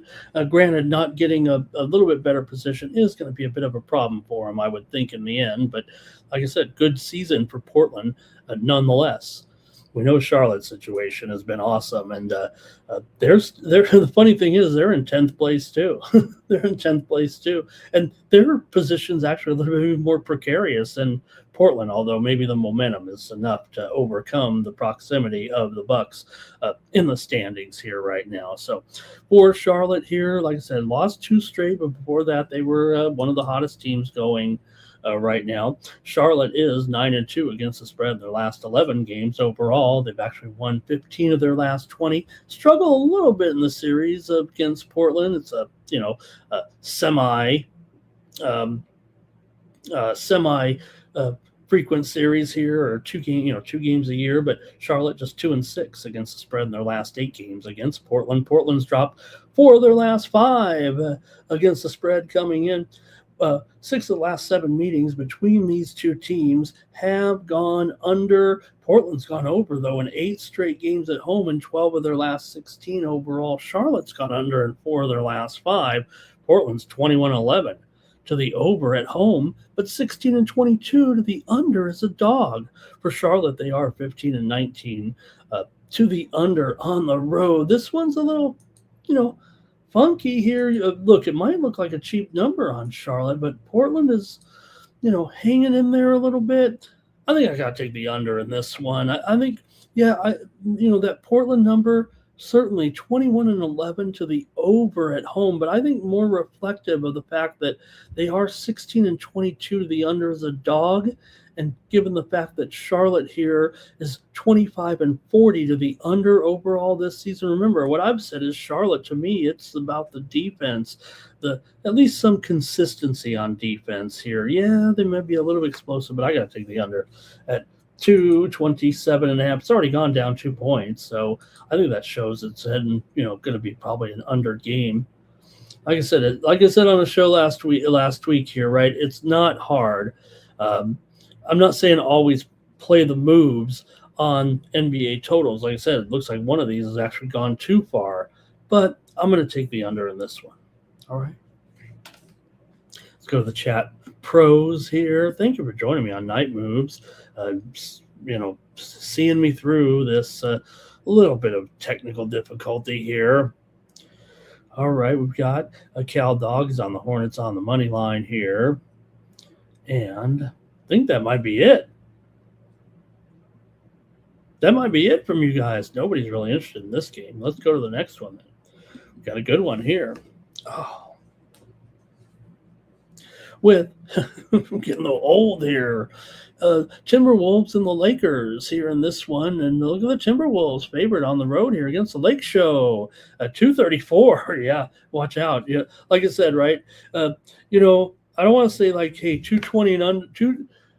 Wouldn't have a job here on the Tony Spix YouTube channel if I just said 220. If the total's around 220, go under. If it's around 235, go over. But that's what it's starting to feel like here at the end of the season, anyway. And again, really, it comes down to the fine line sometimes. The totals for a reason. It gets right up there, and then it stalls or it goes over. But I think here you might be looking at a high-scoring game. But let's take a look at this one with the Timberwolves actually a road favorite here in this one. We know they've been playing really good. In fact, it almost feels like the Timberwolves are a little bit overlooked. Now, LeBron is questionable with an elbow injury, and that might be reflective of the line here a little bit. Not that the Lakers would be a big favorite or anything over the Timberwolves. In fact, it feels like the Timberwolves probably should be the favorite as good as they've played. They almost have the same record, though, here right now, 40-24. Lakers, 39-25. But like I said, I think I said it last night or the night before. If you look at the metrics with Luka, with LeBron in there, we can make fun of them. We could say these guys bad chemistry. Every time they have a bad game, everybody flips out. When they play together, they actually have some really strong numbers when they're on the court together. There's no way around looking at it. That's the truth. So let's see, though, here in this one with Minnesota here. They are coming in off of a shocking loss at home to Orlando, but that only stopped a winning streak. Minnesota's still in that funk where they don't cover all the time. Now, sometimes it's been when they're a little bit more of a favorite than this, but they're 20-32 against the spread as a favorite. But don't look at the Lakers to cover as a dog either. They're 9-16 ATS as a dog. Lakers are 17-15 against the spread at home, and Minnesota is 13-17 against the spread on the road. These two teams have already played a couple of times this year. The Lakers actually won and covered both meetings, including last time out. They actually played in a 2 games in a week span. The teams haven't met since late October. So let's see what you got here in this one between the Lakers and the Timberwolves here on Tuesday night. Good game, important game. Lakers here currently sitting in 5th place and just a half a game back of the Rockets for 4th. Like I said, the 4th position is a little bit always going to be the higher you go, but 4 and 5 might be the biggest difference because that is the closest rated series and you want the home court. Look, nothing you can do. If you come in 4th and you end up, playing a higher seed in the end, hey, that's just your problem to get it done in the regular season. But the first one, right, when you're the 4-5 situation, that seems like where it's most important. So let's see what you have, though, here. Lakers coming off back-to-back wins over Indiana, over the Knicks last night. Look, or 2 nights ago, caught me in that one. I was all about the Knicks in that one. I thought the Knicks would, beat them. I'm sorry. I was thinking last night's game against the Clippers. I was on the Knicks over the Clippers. I actually had the Lakers over the Knicks. Sorry about that, gang. I know I'm not gonna pull one over on you or anything here in this one, but let me see how you guys have it here with Minnesota and the Lakers. The LeBron status is a big factor, I feel like. Here we go. Hey, Dak Kush King is here tonight. He says Public's on the Hornets back there. All right, thank you. Jimmy Two Shoes also talking about that Hornets game in there. All right, here we go. Jimmy Two Shoes is on Minnesota. Cal Dog is on Minnesota. And Dak Kush King, though, here says he likes the Lakers here in this one. All right. I hope LeBron's in. I kind of want to take the Lakers in this one as well. Like I said, they beat them already twice this season. Is Minnesota better than the Lakers? Probably, but they're not really that far off. In fact, if the Lakers win this game, they will be tied in the standings here currently. So it has to be a reflection of the injury. Otherwise, why wouldn't teams be Is Minnesota playing that much better than the Lakers? That just like I said, look at their record, almost the same exact record. Lakers are at home. They should be a little bit of a favorite, shouldn't they? Or is Minnesota, the way they're playing right now, the difference here a little bit? They're probably better than their 40-24 record, or the Lakers worse? I'm going to try the Lakers here to win one at home. Give me the Lakers tonight on Night Moves. All right. And Timmy says they're probably going to be going through the motions here in this one, it sounds like. All right, that's it for the NBA. Thank you, everybody, I think we're kind of in the clear here with our technical issues. Let's go to college basketball right now, and I'm going to look at just a handful of games. I mean, there are a lot of games going, but we've got championship games here on Tuesday, so I think that is the most important thing to look at. Teams that are trying to go to the NCAA tournament. So let's get it going here with those championship games. All right. And we'll start it off here first in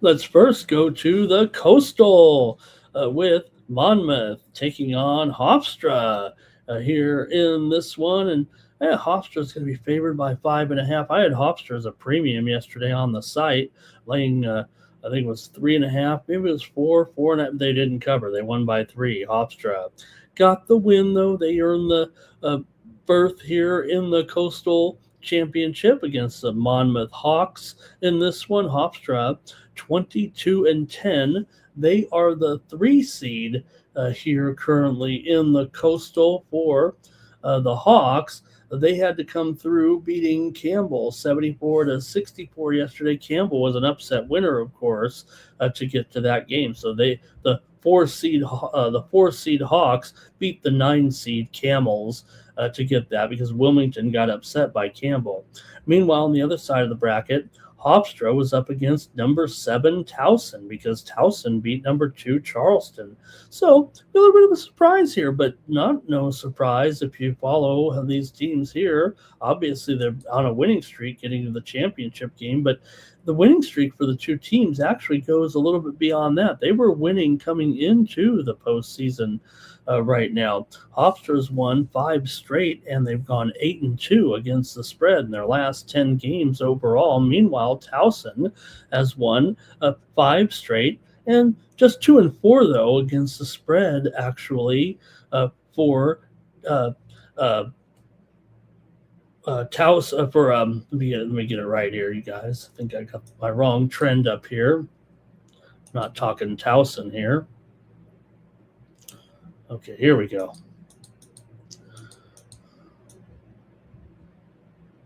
I'm going to start it over here, but okay. Here we go now with this one. Okay, yeah, Monmouth is 5-0 against the spread, straight up and against the spread here. Hofstra with 6 wins in a row, 8-3 against the spread. Their last 11. I just didn't have the current game loaded up here with these 2 teams.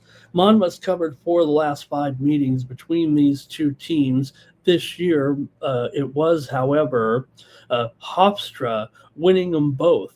They won at home 67-64, did not cover as a 7.5-point favorite, and Hofstra won on the road 73-57 back on the last day of January. They covered 1.5 there. So, yeah, Monmouth had been kind of getting the better of them here. And yes, Monmouth has covered 4 of the last 5, but Hofstra did win both meetings this season, covering just one of them. They couldn't cover 7.5, but they did cover 1.5 when they were at on the road. All right. 4 of the last 5 meetings between the 2 teams have gone under. Hofstra's gone under in 9 of their last 12 games. Monmouth's gone under in 4 of 6 here right now. So what do you think here in the Coastal Championship game with Monmouth and Hofstra going for a conference title and a berth in the championship, in the NCAA tournament here? All right, let's go to the chat pros, and see what you have in this one. They're underway. They're playing here. Southeast Melbourne leading here. And Adelaide takes the lead there right now. And with Cotton, Cotton so good. Bryce Cotton already got 9 points here. He's the man, really, in the whole league, in my opinion. All right. Let's see here, though, what you got. I'm going to go to the chat pros here with Monmouth and Hofstra. I think you guys have some opinions. Here we go. Hofstra money line here for Cal Dog. Yep, me and Cal Dog were riding with Hofstra there last night. Hello to Richie Rich in the chat. Nice to have Rich join us. And thank you, Mr. Weskers, for a few other games out there for the chat tomorrow. I'm not getting into those two conferences tonight, but I'm glad you are for us. Here is Mr. Weskers, though, on Monmouth here. And Timmy says he likes Monmouth and those points here in this one right now. Yeah, and like I said, look, I think this feels like it could be an under situation here with these two teams for sure in this championship game at 135. Both meetings here in the regular season went under this number. The game at Monmouth was 130 points, and the game at Hofstra was 131. So I think that's, well under this number. And let's see, Monmouth today for Dimitri, it looks like. Timmy says he might reconsider, though, and go over. All right. I'm going under here in this one with Monmouth and Hofstra. Give me the under here with these two. Good run for Adelaide there, 18-11. Uh-oh.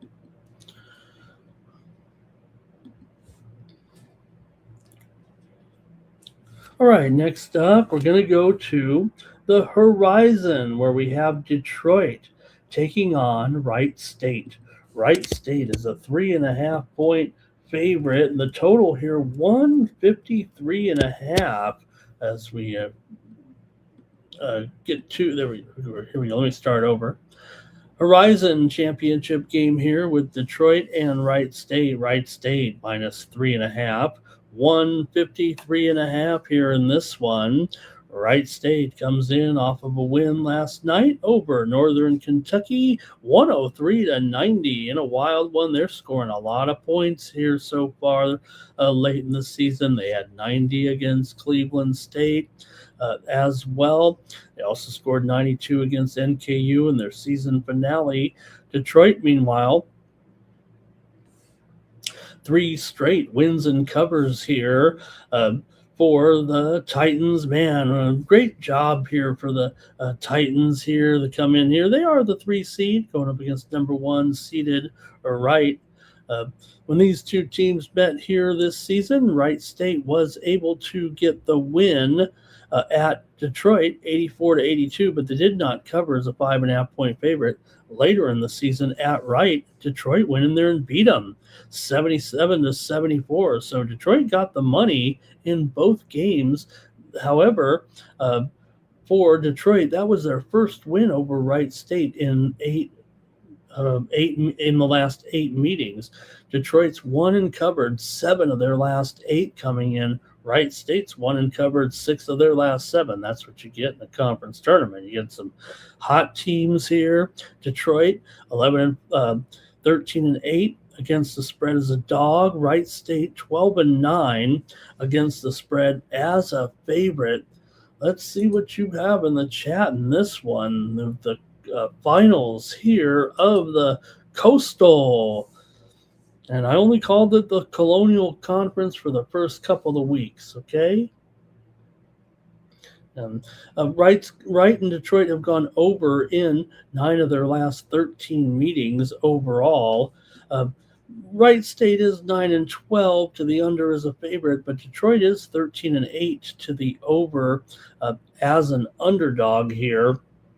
Detroit's also gone under in 8 of their last 10 games overall coming into this one. All right, I want to hear from you. in the chat here with Detroit and Wright State. In this one, it's a close call for me, man. And with this matchup, let's go to the chat. I might need your help. Not many books even have the line on this game up yet, but DraftKings does have it up here, and this is exactly the spread that they have: 3.5 at 153.5. It's Wright State for Mr. Weskers. And let's see here, Detroit for Cal Dog. All right, and Timmy Choo says those favorites there, Wright State here, Wright State for Mr. Weskers here. Timmy Choo liking the under here in this one.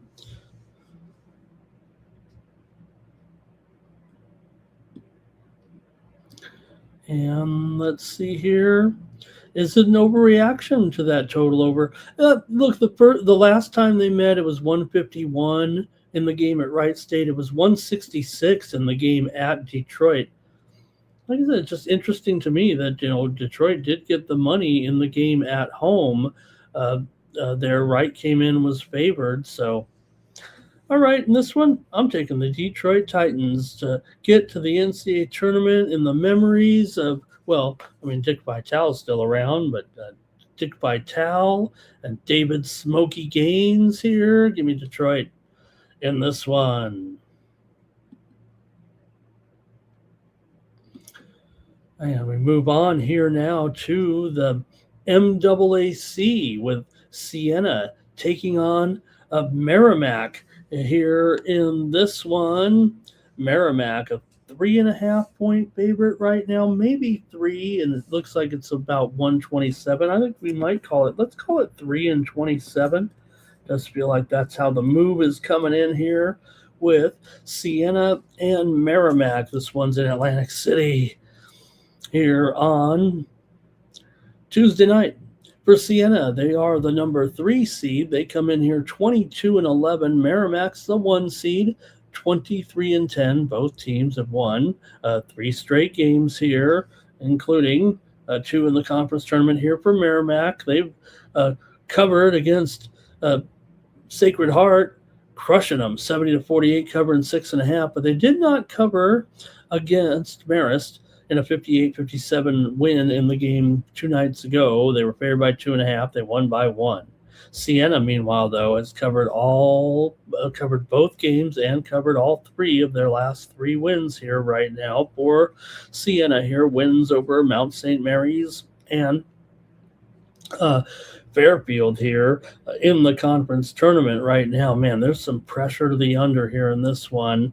Like I said, down to 127. And yeah, when they played here earlier in the season, it was the first game went under. It was 63-59. Merrimack won at home. Merrimack went on the road as a 5.5-point dog, and then they won at home 79-72 as a 2-point favorite. So Merrimack won and covered them both. Last year's game, Merrimack won it 64-58. So Merrimack has seemed to have the head-to-head advantage in this particular matchup. This one is at 7 p.m. Eastern, 4 Pacific here in Atlantic City. Let's see what you guys have here in this one with Siena taking on Merrimack here tonight. Go to the chat pros here right now.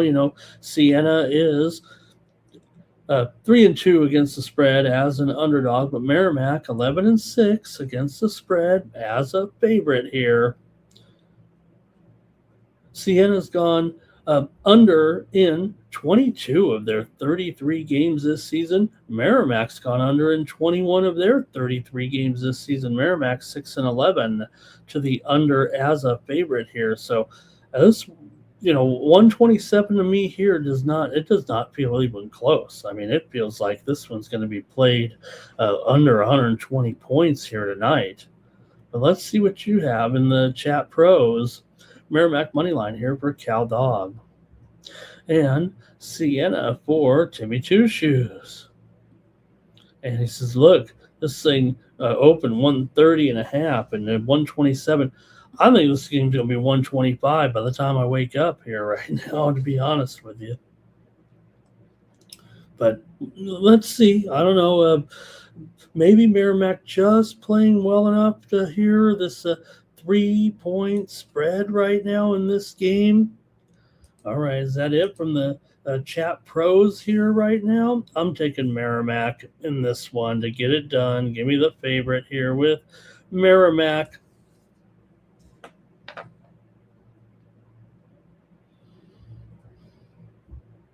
All right. Next up, another championship game on tap here, except there's a caveat here in this one. Long Island has already qualified for the NCAA tournament here, despite the fact that the two teams will meet in this championship game here.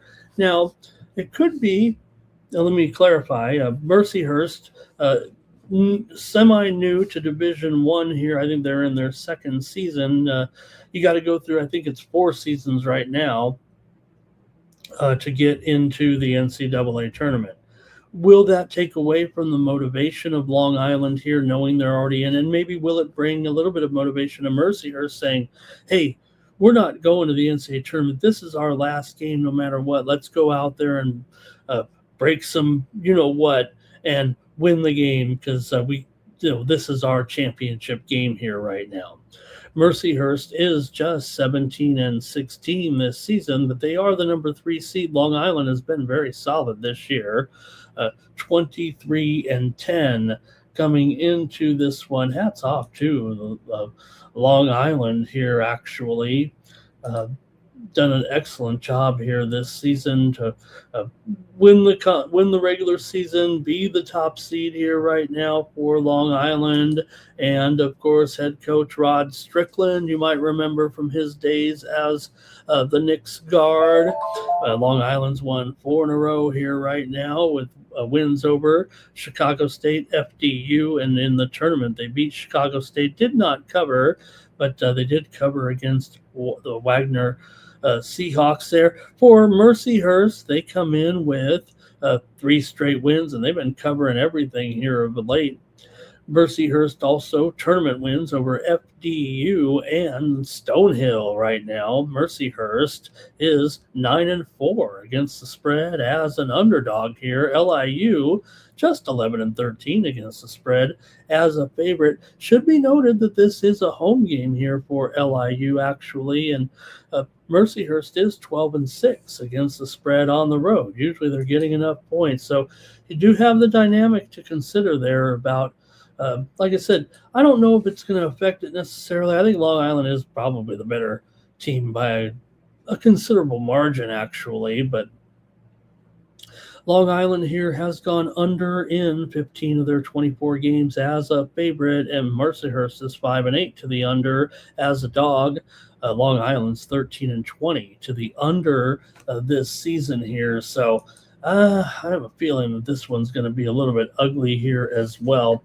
Long Island's gone under in 14 of their last 19. Mercyhurst has been going over a little bit here of late, 5 of their last 7 to the over. But when these two teams did meet this season, the first meeting here in Long Island was 60-58. Long Island won. They did not cover. It was way under this number of 137.5. It was 139.5 on that night. However, the teams did meet at Mercyhurst back in late February, and Long Island lost that one 91-83. That was at Mercyhurst, but obviously went way over the total. So let's see what you have, though, here. Long Island's won 12 straight games at home. They've won 6 of their last 7 overall, 12 of the last 14 conference games. Mercyhurst, meanwhile, 4-1 straight up, 5-0 against the spread in their last 5 overall. Mercyhurst has covered 8 of their last 10 games on the road. Let's go to the chat pros here with this one. And do you think Mercyhurst, is that good enough for them that, hey, this is it for us? We've got to win this. This is our last game of the season. We're not going to the tournament.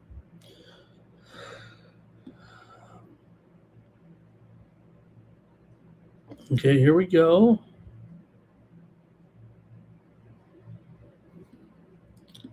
Maybe nothing. Hey, I want to say hello to Gracious Fundamentalist in the chat. Thank you for stopping by, Gracious Fundamentalist. I gotta like that. Okay. I don't know if anybody's betting this game at all. Hey, here's Cal Dog. He likes Mercy Hurst with the points. And Timmy says, hey, they cover games, Ramon. They're the one covering games. Long Island, not a great favorite. And like I said, you might consider here, like the fact that Mercyhurst is playing their last game, even though this is a conference championship, they cannot advance. Long Island is already in the NCAA tournament. So what's my motivation, you might say? I'll take the under in this one. Mr. Westers likes Long Island. Timmy says, I got a great record here. And Damon's in the chat, liking those Knickerbockers. All right. Hey, I've got one more conference championship game, and then we got a ton of NHL to go over here on Night Moves. And it's going to be let me get the graphic here ready.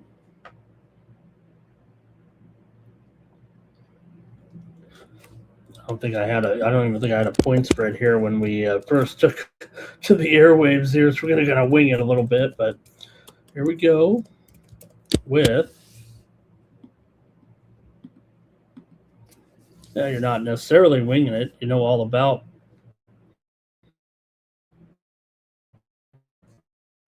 the Gonzaga Dogs. Now, what I said here at the beginning of the show, remember, Santa Clara with the win last night over St. Mary.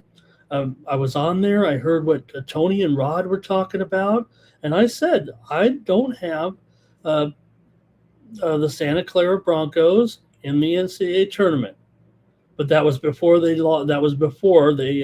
beat St. Mary's, and that is the difference for them right now. So they, I believe, are in. That may even, I don't know if they know it. I don't know if they believe it. I don't know if they trust it. I'm just a guy who looks at the bracketology stuff. I don't know. I don't know what the committee thinks or how it works, or maybe Miami of Ohio loses and maybe one team is on the bubble.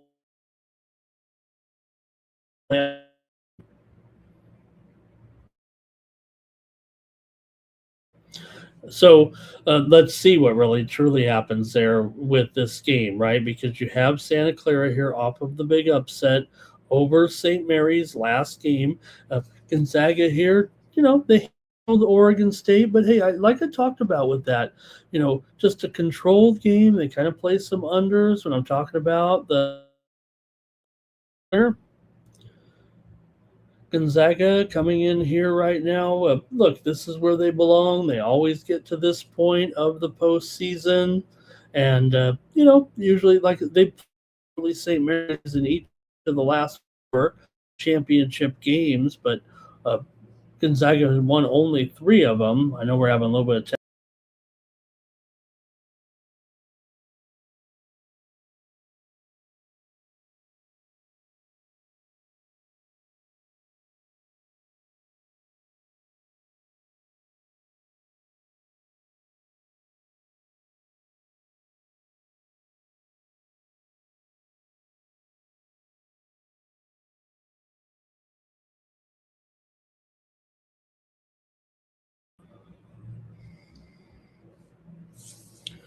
All right, maybe it's Southeast Missouri because they're lighting it up over here on Adelaide right now, 35-29. This one's headed over, huh?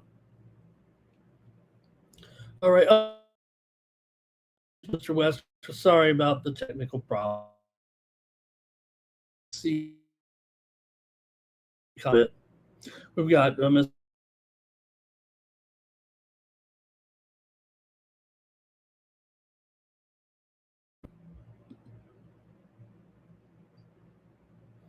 and he says Santa Clara might win, and it's a West Coast battle here in this one. So hopefully you guys are with me. I guess I got to make my pick here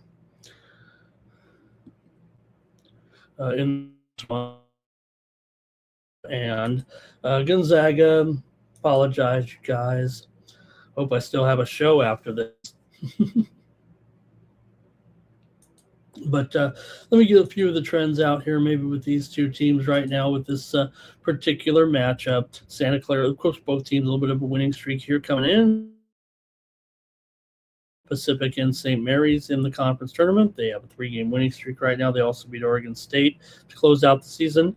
Gonzaga, all they had to do was uh, beat Oregon State here, and they did so, and lay in 20 points. Actually, they both just played one game in the conference tournament, right? They got those bids to the semifinals.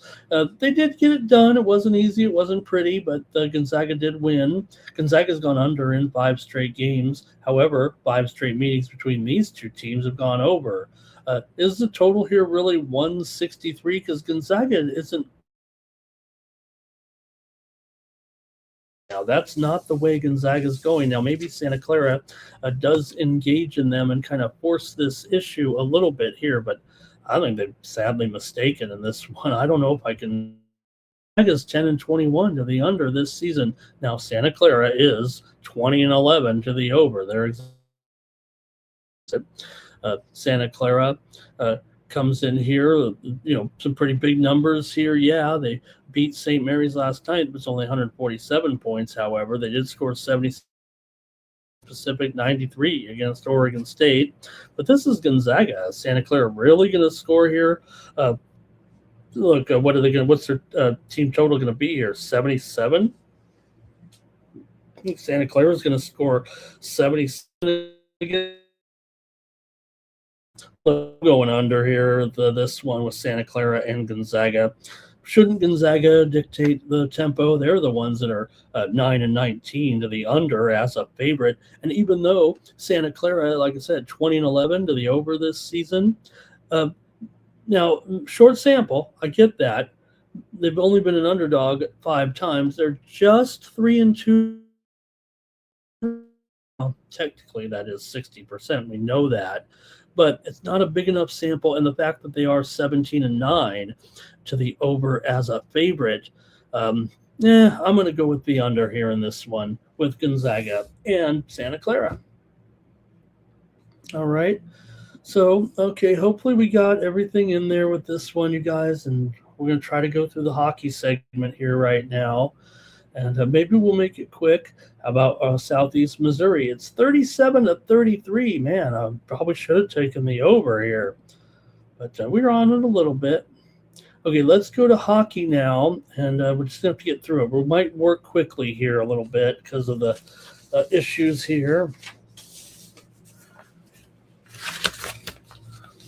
I think what we have, because we are having some wind here in Vegas, so maybe that's what's going on. I don't know. The wind blows the internet off. I don't know how it works.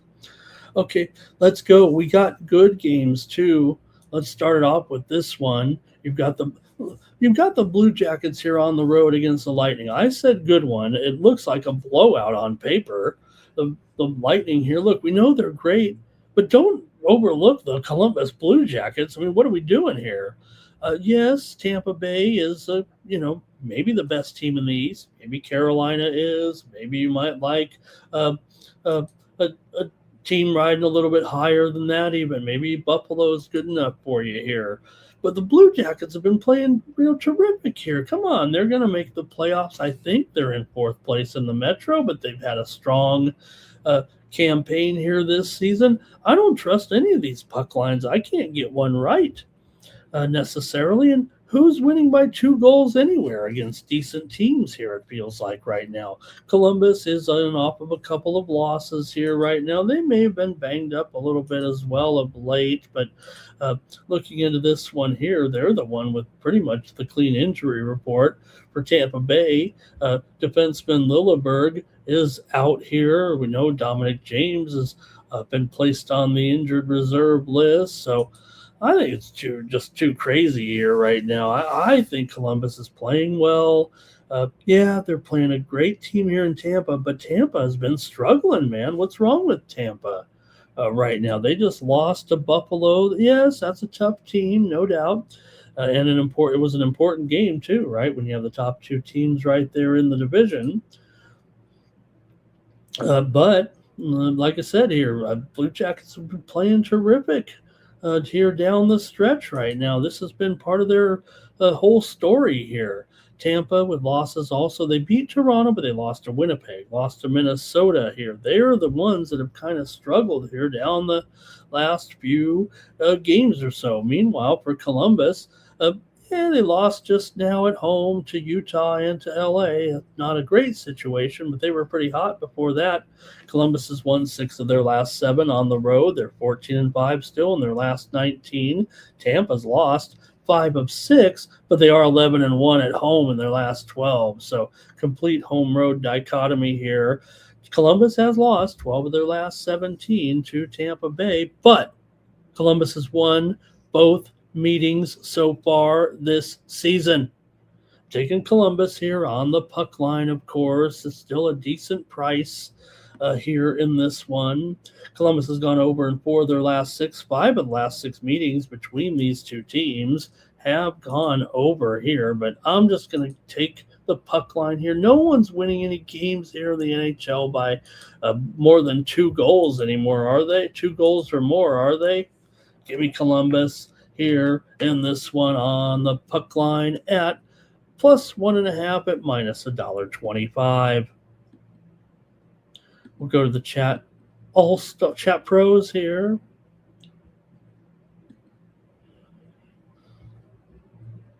And nobody's got anything in this one. I'll just keep it moving. We got to keep it moving here.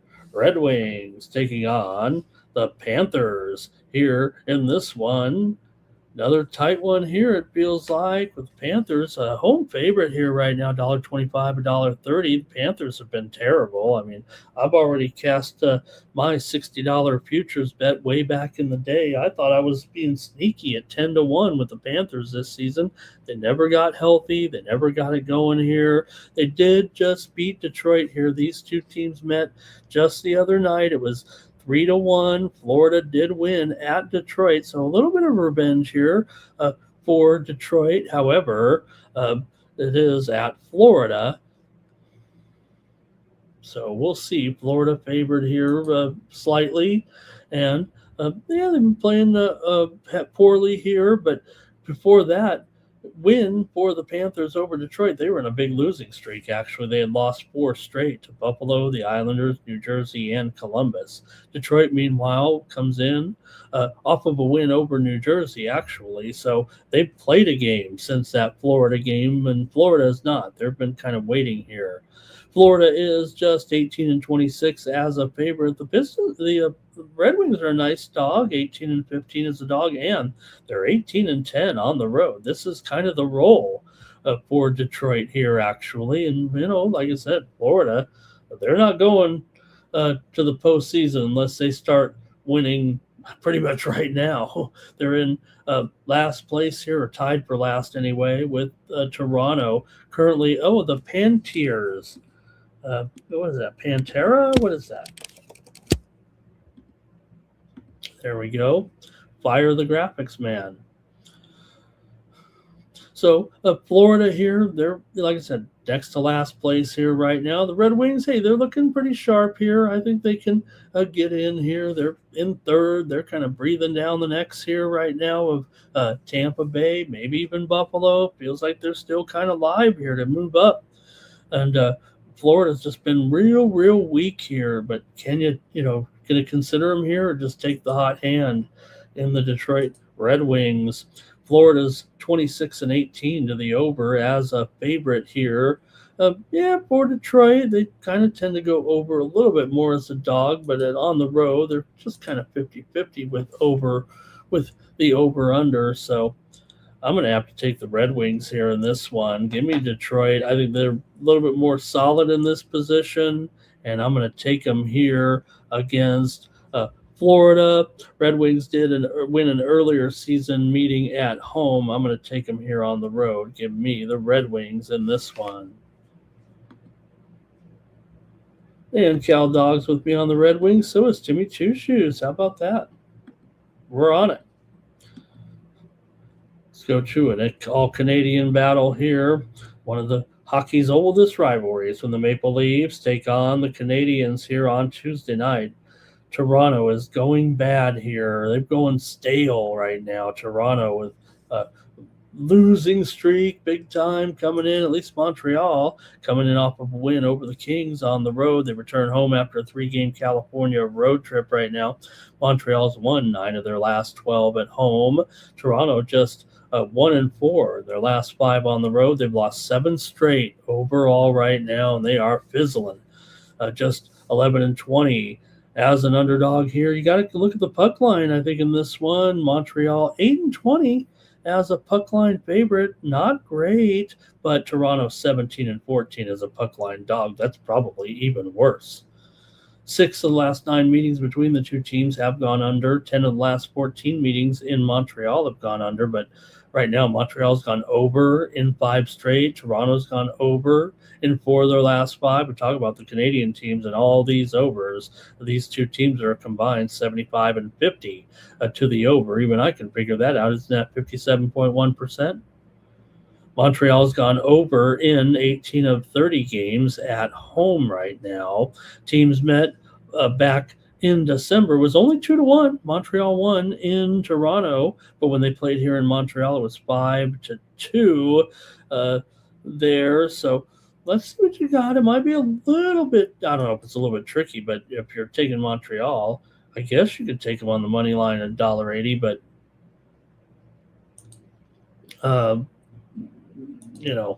really willing to trust them in that type of role here. It does feel like the move has been on Montreal a little bit. I don't know if I can stand to take Toronto here. Let's see what you got in the chat. All right. Hey, want to say hello to Doomsdave in the chat. All right. He's got Detroit on the money line in the basketball game. Thank you to Doomsdave. Man, great to have you. All right. Richie might take Toronto here. Timmy Two Shoes got to go with the under. Cal Dog going with that Canadians puck line. Look, it does feel like Toronto is almost resigned itself. Montreal's not playing their best puck right now for sure, but I will take them here, and I'll take them on the puck line. Give me Montreal here over Toronto. Maybe the rivalry can get them through. Montreal at -1.5 here is plus $1.40. So you might take them at -1. You might take them here in regulation. I'll just take them on the puck line. And Timmy's got Demidov for an assist. All right, here we go. Next up, Kings and Bruins. Here, Kings on the road. They win, they lose, they win, they lose. Boston, they win, they lose, they win, they lose. 2 inconsistent teams going at it here. If you look at it, LA would be the team to lose. They won last game, but they've been alternating wins and losses for almost 3 weeks. Boston, meanwhile, same thing, and they're coming in off of a loss at Pittsburgh last time out. But they did play well in that one. In fact, that one went to overtime, but Pittsburgh was able to get the win a couple of nights ago, 5-4. These two teams played the first meeting already. It was in LA, of course, 2-1. Boston got the win in that one. For the Kings, this is their best, road is what they like to be, 16-8 on the road. However, just 9-15 as an underdog. Meanwhile, Boston riding this home winning streak. So now at 12 games, I do believe here. Currently, and that might be enough just to keep you on Boston here in this one, especially with the Kings due for a loss, if you will. This is a second straight road game. They did just like I said, they just did beat Columbus last time out 5-4. That was in overtime as well, and that was last night. Remember, if you were watching that game, Kings were kind of in control. Columbus kind of came back, but then the Kings were able to get the win. So I don't know. That might have took a little bit of the wind out of the sails, even though LA did win. They had to work a little extra there.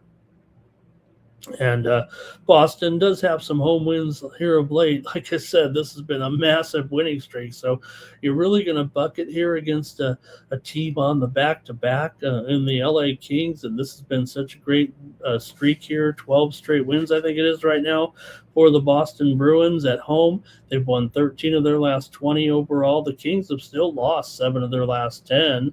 No matter how you look at it, and they're 2-4 in their last 6 against the Boston Bruins. Kings have gone under in 5 of their last 6 on the road, but 8 of the last 12 meetings have gone over. Boston's gone over in 10 of their last 15, and the Kings have gone over in 5 of their last 7. I will note the Kings have gone under in 15 of 23 as an underdog, and Boston's only 11 up and 11 down in the favorite role. So just give me the Boston Bruins here. Nothing much I could do with this spread, but when you've won 12 in a row and you're taking on a West Coast team off of a back-to-back, even I've got to go with that one here. I'll take the Boston Bruins.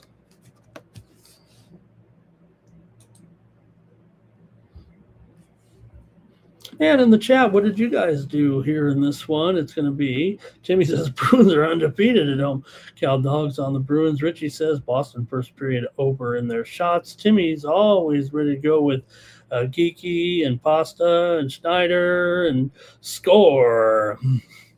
All right, now Adelaide's winning by 6. This has been a wild game, and it is starting to slow down a little bit, 49-43 here in Adelaide.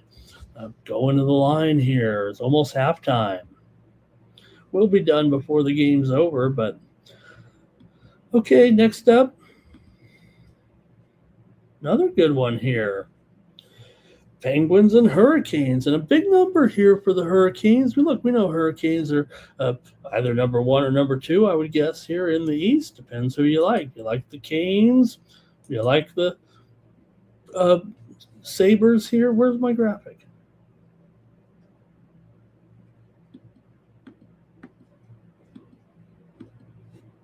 There we go. But again, I'm just never impressed by any of these puck lines here right now. To be honest with you, Carolina's coming in here off of a loss. They lost to Calgary on the road. They did just finish up a 4-game road trip to the Northwest. Went 2-2 in that trip. Beat Vancouver. Beat Edmonton. Lost to Seattle, lost to Calgary. Still, Carolina, 23-8 at home, 39-19 as a favorite. More so, you got to look at the puck line here where they're 22-36.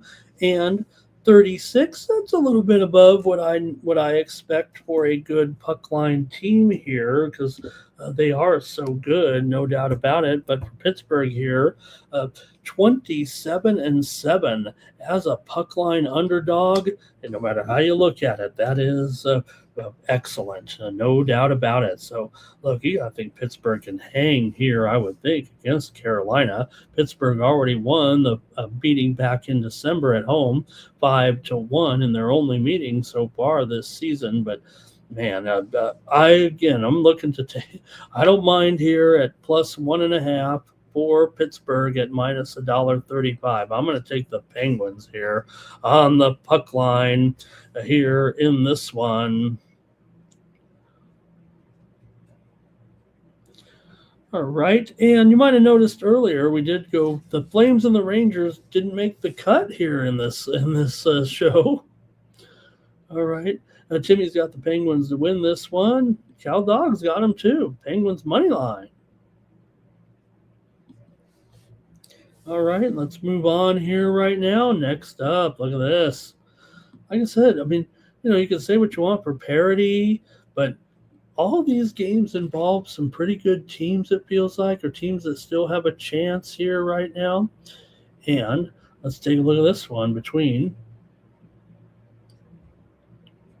the Sharks here taking on the Sabres. Oh, man, the Sabres. Now, look, Sharks are playing well enough here to consider this is no pushover. Yeah, the Sharks have lost a couple of games in a row here right now to St. Louis and the Islanders. They were just on a long homestand. I believe 6-7 games there. Buffalo, meanwhile, they haven't lost in forever still. Not every game is easy. They just had that wild game against Tampa, won it 8-7.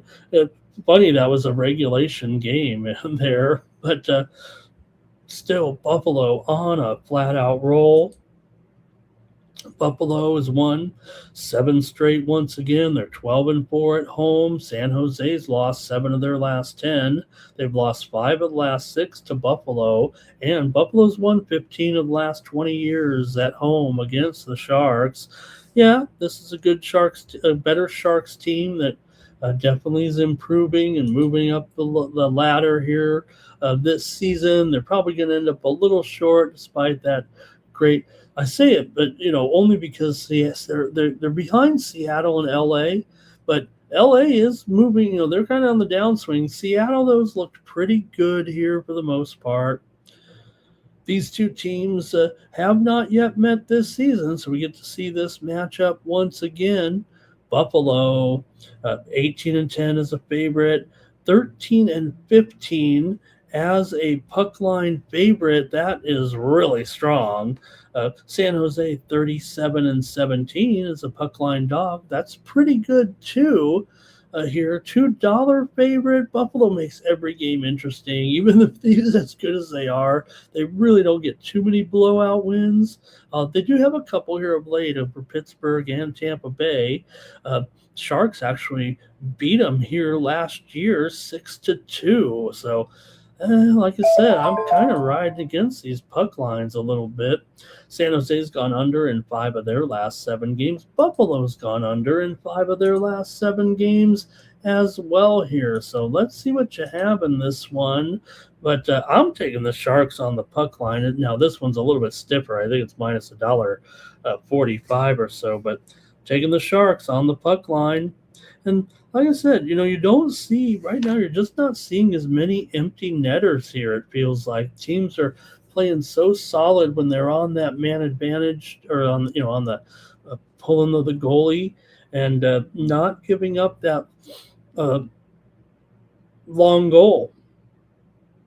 Okay, here we go. Maybe you should take Buffalo money line here, the way they're going right there. But at $2, I'm going to take the Sharks.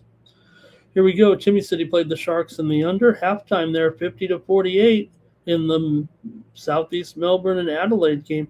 Remember, these are the playoffs. It's the best of 3. So if you want to tune into the NBA app and watch a playoff game right now, from Australia, Bryce Cotton, if you remember him, great player. I think he's the best player in the league.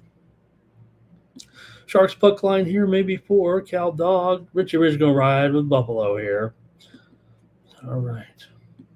Let's keep it moving here right now. We get this show over with here before halftime's over. Hey, and you guys watching the Paralympics in the middle of the night on NBC? Paralympics going on. I was watching hockey last night. I was watching curling, and man, they're great on the hockey with you get 2 sticks in hockey. You can pass it. You can't pass it. I think you can't. 2 sticks in hockey, in Paralympic hockey. And my favorite event in the Paralympics is the cripple jump. Oh, did I just say that? Okay, here we go. Next up here with the Islanders taking on the Blues. In this one, you've got the Islanders here, minus $1.25 on the road. Islanders coming in off of a win over San Jose. The Islanders really haven't looked that good here of late. They lost to Anaheim, they lost to LA, but they were on a West Coast swing, so still on the road here, traveling back from that West Coast swing. St. Louis, meanwhile, they're playing some of their best hockey again. Remember, they had a long winning streak there, and they kind of gave a lot of it back. They've had some losing streaks, too. A streaky team, the Blues. But right now, 4 straight wins, all on the road. We had them against Anaheim there. That was a great road trip. They really were playing well. Wins over Minnesota, Seattle, San Jose, and Anaheim, and they're a slight underdog here to these Islanders. Now, maybe this is where the Islanders have to get back going healthy here right now, but give credit to the St. Louis Blues because, if anything, they are left for dead. I'm only covering this game really because the Islanders are the team that is, in third place, right there with Pittsburgh. Not going to catch Carolina, but they could move up here against Pittsburgh. Meanwhile, St. Louis, they're not going to make it. I mean, I think they just too much work to do here for St. Louis, but gotta admit they're playing their hearts out right now and looking very strong. These two teams met back in November. St. Louis got the win at the Islanders 2-1 here. So what do you have here in this one? The Islanders, look, they've had a good season. Sorokin's in there. Yes, we can make fun of Binnington here, especially after the Olympics here. He's still, you're in the Olympics. You're still kind of world class, aren't you? Here, I wouldn't, you'd take Binnington. You'd take Binnington over a lot of goalies. I think here. Oh, I might be going down here. I feel like I'm going to be going down here in a second with the. We started with 50. We're down to 16, probably because of the technical issues. All right. Let's see what you got though. Here you've got the Islanders here, 19-13 on the road. This is where they've been good. Let's go to the chat. All pros here. I'm taking St. Louis. I already know that. Timmy, how about that? The skiers. Man, that was great watching the giant slalom. We were on one ski, and you get, unlike the poles, and same thing like the hockey kind of, you get two little two extra skis in your hand there a little bit. Islanders wake up here, says Cal Dog. Timmy likes it to go over. Hopefully I'm on the air here still. I know I'm having a little bit of I can see when my monitors start lagging a little bit. I want to make my play. Make sure you can hear it here because I am taking the St. Louis Blues. Hopefully you hear me here. I'm going to repeat it a couple of times. St. Louis. Yep, I'm on. I'm still on. St. Louis. I'm taking St. Louis at home in this one.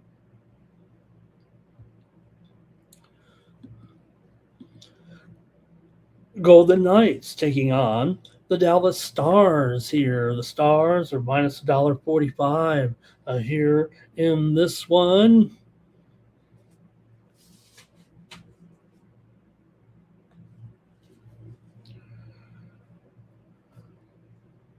I don't think I'm on with you right now.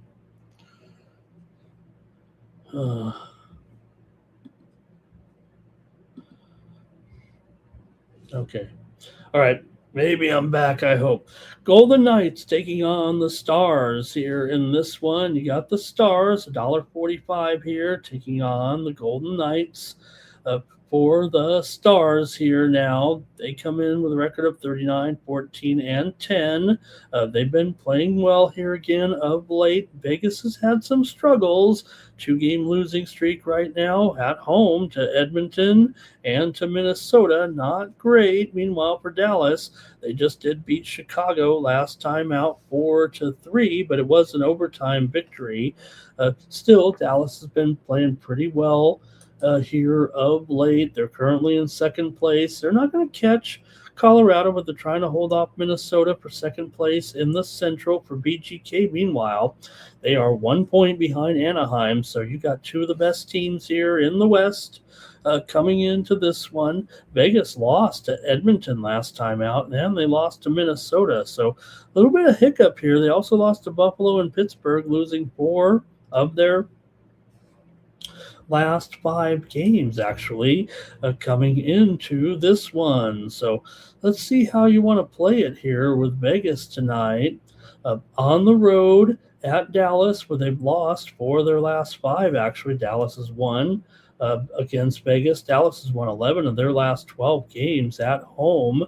7 of their last 8 at home, 11 of their last 12 overall. Dallas is going up, Vegas is going down. There's no question that is a fact as far as just the wins and losses. Not to say that Vegas can't kick it in gear here, but Vegas also just 4-8 as an underdog this season. Dallas has been a terrific favorite, 30-17.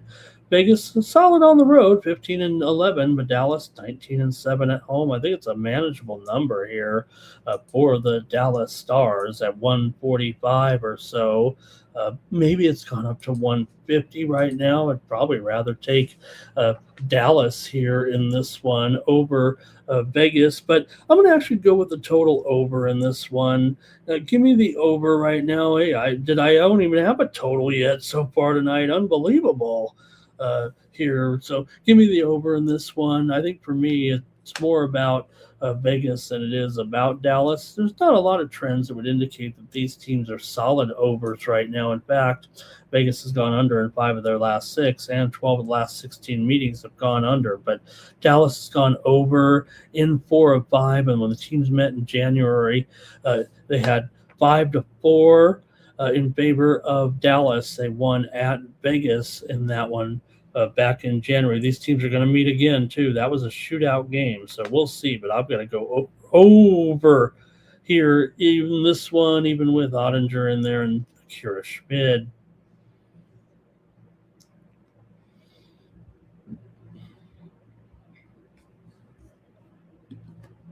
Chat pros, want to hear from you. Let's take a look here right now. Dallas is the play, says Richie Rich. Stars and over for Cal Dog. Also here you've got Timmy Choo Choo's Vegas and under. Timmy says it'll be 2-2 and then maybe 3-2. Gracious Fundamentalist goes over here. I was like, when you have, I don't know if Gracious Fundamentalist obviously maybe chose their name there, but sometimes when you go on these sites, you have like it makes up a name and it's like kind of a verb, and then it's like gross Layla or undefined Heisenberg. I can't try to think of some other names, something like that. Okay. What are some other? I see so many names like that. Maybe it's just something that computers do nowadays. I don't know. All right, let's keep it going here, man. The show's getting long, but we got a lot of hockey here, and we've already, we kicked one game out. Mammoth and the Wild here. You can't kick these guys out. You got 2 teams probably heading in the postseason here. We know the Wild are. The Wild have been great, but the Mammoth here have also been playing well, even if I can't get back on the air here right now. Just wait it out here a little bit.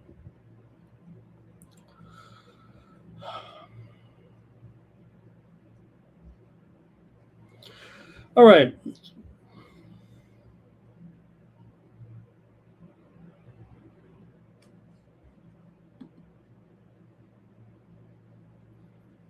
All right, I think we're back here really quick here, you guys. Joining you. Utah here, winners of 3 of their last 4 coming in. They did lose last time out at Chicago, 3-2 last night. Hey, we were on Chicago last night, even if it was on the puck line there. We took them. They won it in overtime, did Chicago. But Utah had consecutive wins before that against Washington, Philadelphia, and Columbus. This is their 5th straight road game here for Utah.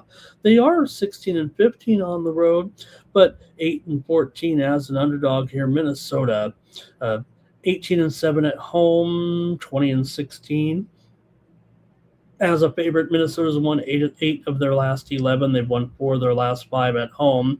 Utah's won 5 straight meetings against the Minnesota Wild. Utah's won 6 of their last 9 on the road and 12 of their last 18 overall. So it's been a pretty sharp time here. Utah's done a nice job here of late. These 2 teams did meet just a couple of weeks ago, and it was Utah winning 5-2. Again, they've kind of had Minnesota's number here, no doubt. So with Minnesota, look, like I said, they've lost 3 of their last 5 here right now. Utah's won 3 of 4, and Utah's not awful on the road.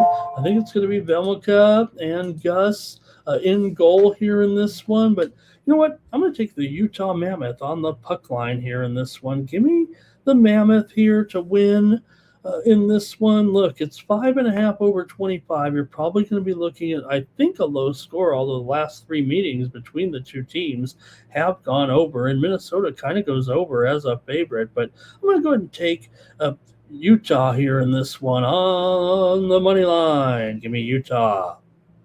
And Timmy says this has been a long road trip, like I mentioned here. I might be just riding with the series history overall, no doubt. Minnesota just was on the road for a couple of games, came back home. Cal Dogs on the Mammoth here as well. All right, I'm going a little quickly. We got to get this one over with. Ducks and Jets here. Another uh, certainly interesting game here right now with the Ducks on the road battling here for first place in the Pacific Division. And uh, meanwhile, for the Winnipeg Jets here, they're probably going to be end up short of the playoffs. The Utah, these top teams in the Central have kind of gotten away. Nashville, Winnipeg, and Chicago and St. Louis are probably going to miss here. But nonetheless, they're at home and they're favored probably because they have the great Connor Hellebuck in goal. Now, look, kind of back to being Connor. I don't say back to being Connor Hellebuck, but back to being NHL Connor Hellebuck, who, it hasn't been a great season here for him in Winnipeg. Still going to be great most of the time. Keep your team in there. Winnipeg's won 3 straight consecutive wins over Chicago, Tampa Bay, and Vancouver. They're 15-11 at home. Anaheim just 13-15 on the road. Anaheim's won 2 of 3, lost to St. Louis last time out. Did beat Montreal, did beat the Islanders. They were on a long homestand. This is the first game for Anaheim on the road after a long homestand. Anaheim's won still 14 of their last 18. They've actually beat Winnipeg in 4 of the last 5 meetings. Winnipeg, however, 10-1 in their last 11 games at home against Anaheim. But again, this is a different Anaheim. Winnipeg's gone under in 6 of their last 7 at home and under in 6 of their last 7 overall. Anaheim's gone under in 4 of their last 5, although they've gone over in 8 of their last 12 games on the road. Let's see what you have here in this one with Winnipeg taking on Anaheim here in this one. I'm going to take the Winnipeg Jets in this one, actually, over Anaheim. I think they're done, but in this matchup, I think Hellebuck will have a good game here in this one. Anaheim's been an offensive juggernaut, but they did just get shut out by St. Louis 4-0. I don't think it's a sign of things to come, but I'm going to go ahead and take Winnipeg here. Winnipeg has allowed just 7 goals in their last 4 games overall right now. Although the last game was between these two teams in February, and Anaheim won 5-4 at home. They also won in November 4-1 at home. I'm going to take Winnipeg, though, in this one to turn the tables on the Ducks. Here is Gracious Fundamentalist. Ducks money line, BGK Dallas over, Bruins money line, and that's a parlay for Gracious Fundamentalist. All right, I love that name. I can think of some other some other funny names there I've seen, because like I said, and for whatever reason, sometimes when you hit the button there and just try, like, it assigns you a name, you get some goofy names, but I love that name. Okay, also Ducks here for Cal Dog. Timmy Choo Shoes likes the Ducks and Gremlin to score here in that one. All right. Let's keep it going here right now. We're almost done here on Night Moves. Last games here, Nashville taking on Seattle here in this one. You got Seattle $1.20 right now, and the total, 5.5 here with this game, or is it 6? No, it's got to be 6.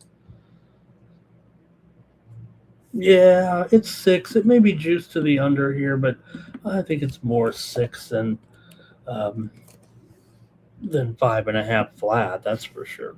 Justice Annanen going here. Joey Decord for Winnipeg in this one. For Seattle in this one. Seattle just $1.20 here at home right now. And look, again, like I said, I always have this Nashville problem, but been laying off of them here late, and maybe that's been okay because Nashville's been in a bit of a losing skid. Seattle's lost 2 in a row at home here right now to St. Louis and Ottawa.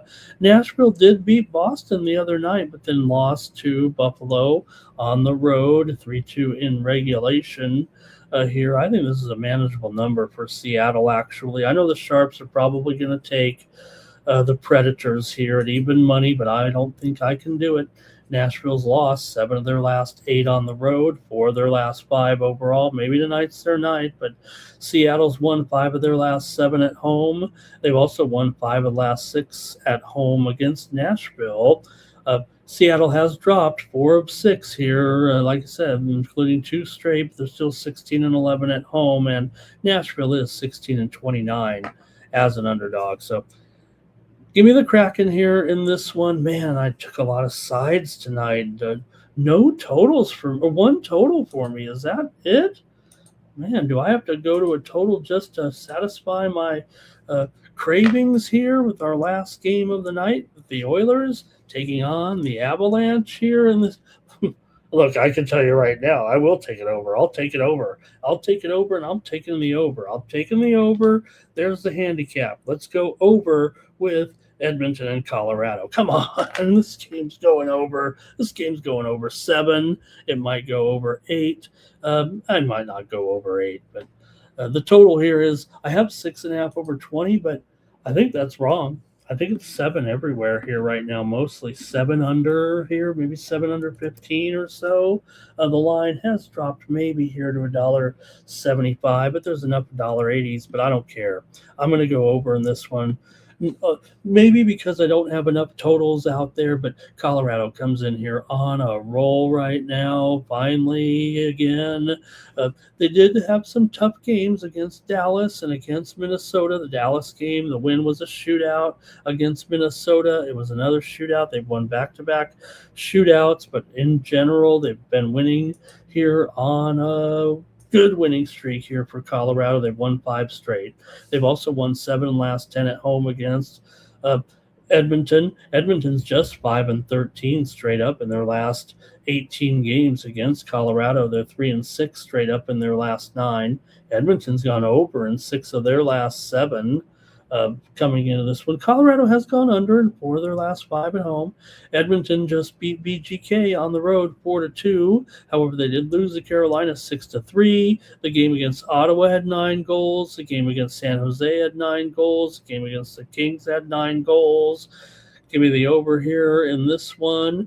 The Oilers are, and we talked about it the other night, they're 8-1 to the over as an underdog. I'm taking the over in this one. They're also, I will mention, they're 2-7 straight up in those particular games. This one's kind of in puck line territory. Edmonton is 5-4 as a puck line underdog. That's no good. Colorado 32-29 as a puck line favorite. That'll work. Might take Colorado puck line, but I'll take the over here. Okay, Cal Dog's on the under, Timmy's on the over, and wonder what the Grand Salami will be. I guess I wouldn't know, Cal Dog. I didn't take enough totals. Wow. Amazing I didn't take those totals. Okay, that's going to do it for Night Moves. We've got to get out of here, man. 2 hours and 40 minutes.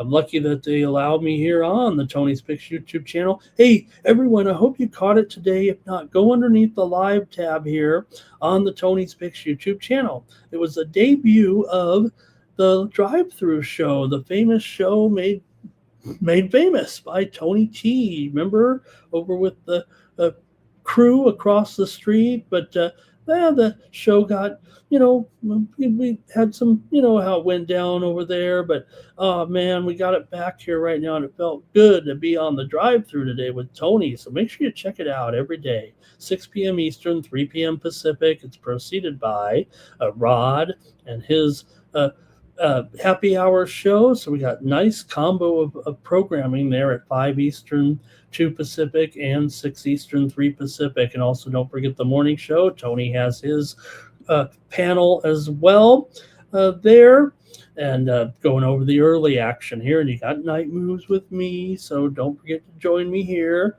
And really appreciate you hanging in here all the way with me. Funny how we went down. The technical difficulties took us all the way down. We do have a few dozen of you here still tonight, so really appreciate it. Hey, head on over to Tony'sPicks.com and use the promo code TonyT at checkout to check out our best bets.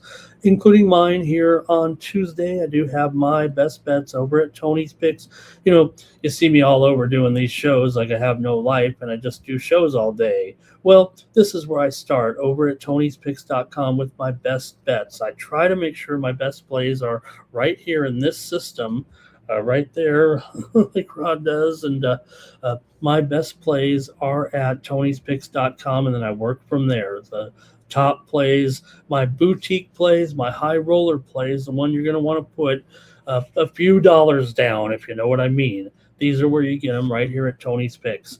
Click on the All Cappers tab. You can find the handicapper of your choice. In this case, he might be near the bottom, but that's how the algorithm works. And you see some of my records here with some of the great numbers that I have in some of these sports, including tennis up there. I'm up 5 units on the season. NBA, I'm up 5 units on the season. Soccer, up 3 units. So, look, I like to concentrate on all the sports. So make sure you're riding with me here. They're underway in the second half, and got a good one here with Adelaide and Southeast Melbourne. So I'm going to get to that.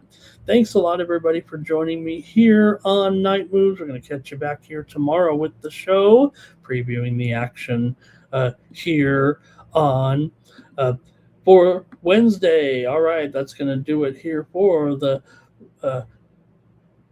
Night Move show here and for the Tony's Picks YouTube channel, the 53,000 subscriber juggernaut. I'm Ramon Scott. So long from Night Moves. So long from Vegas.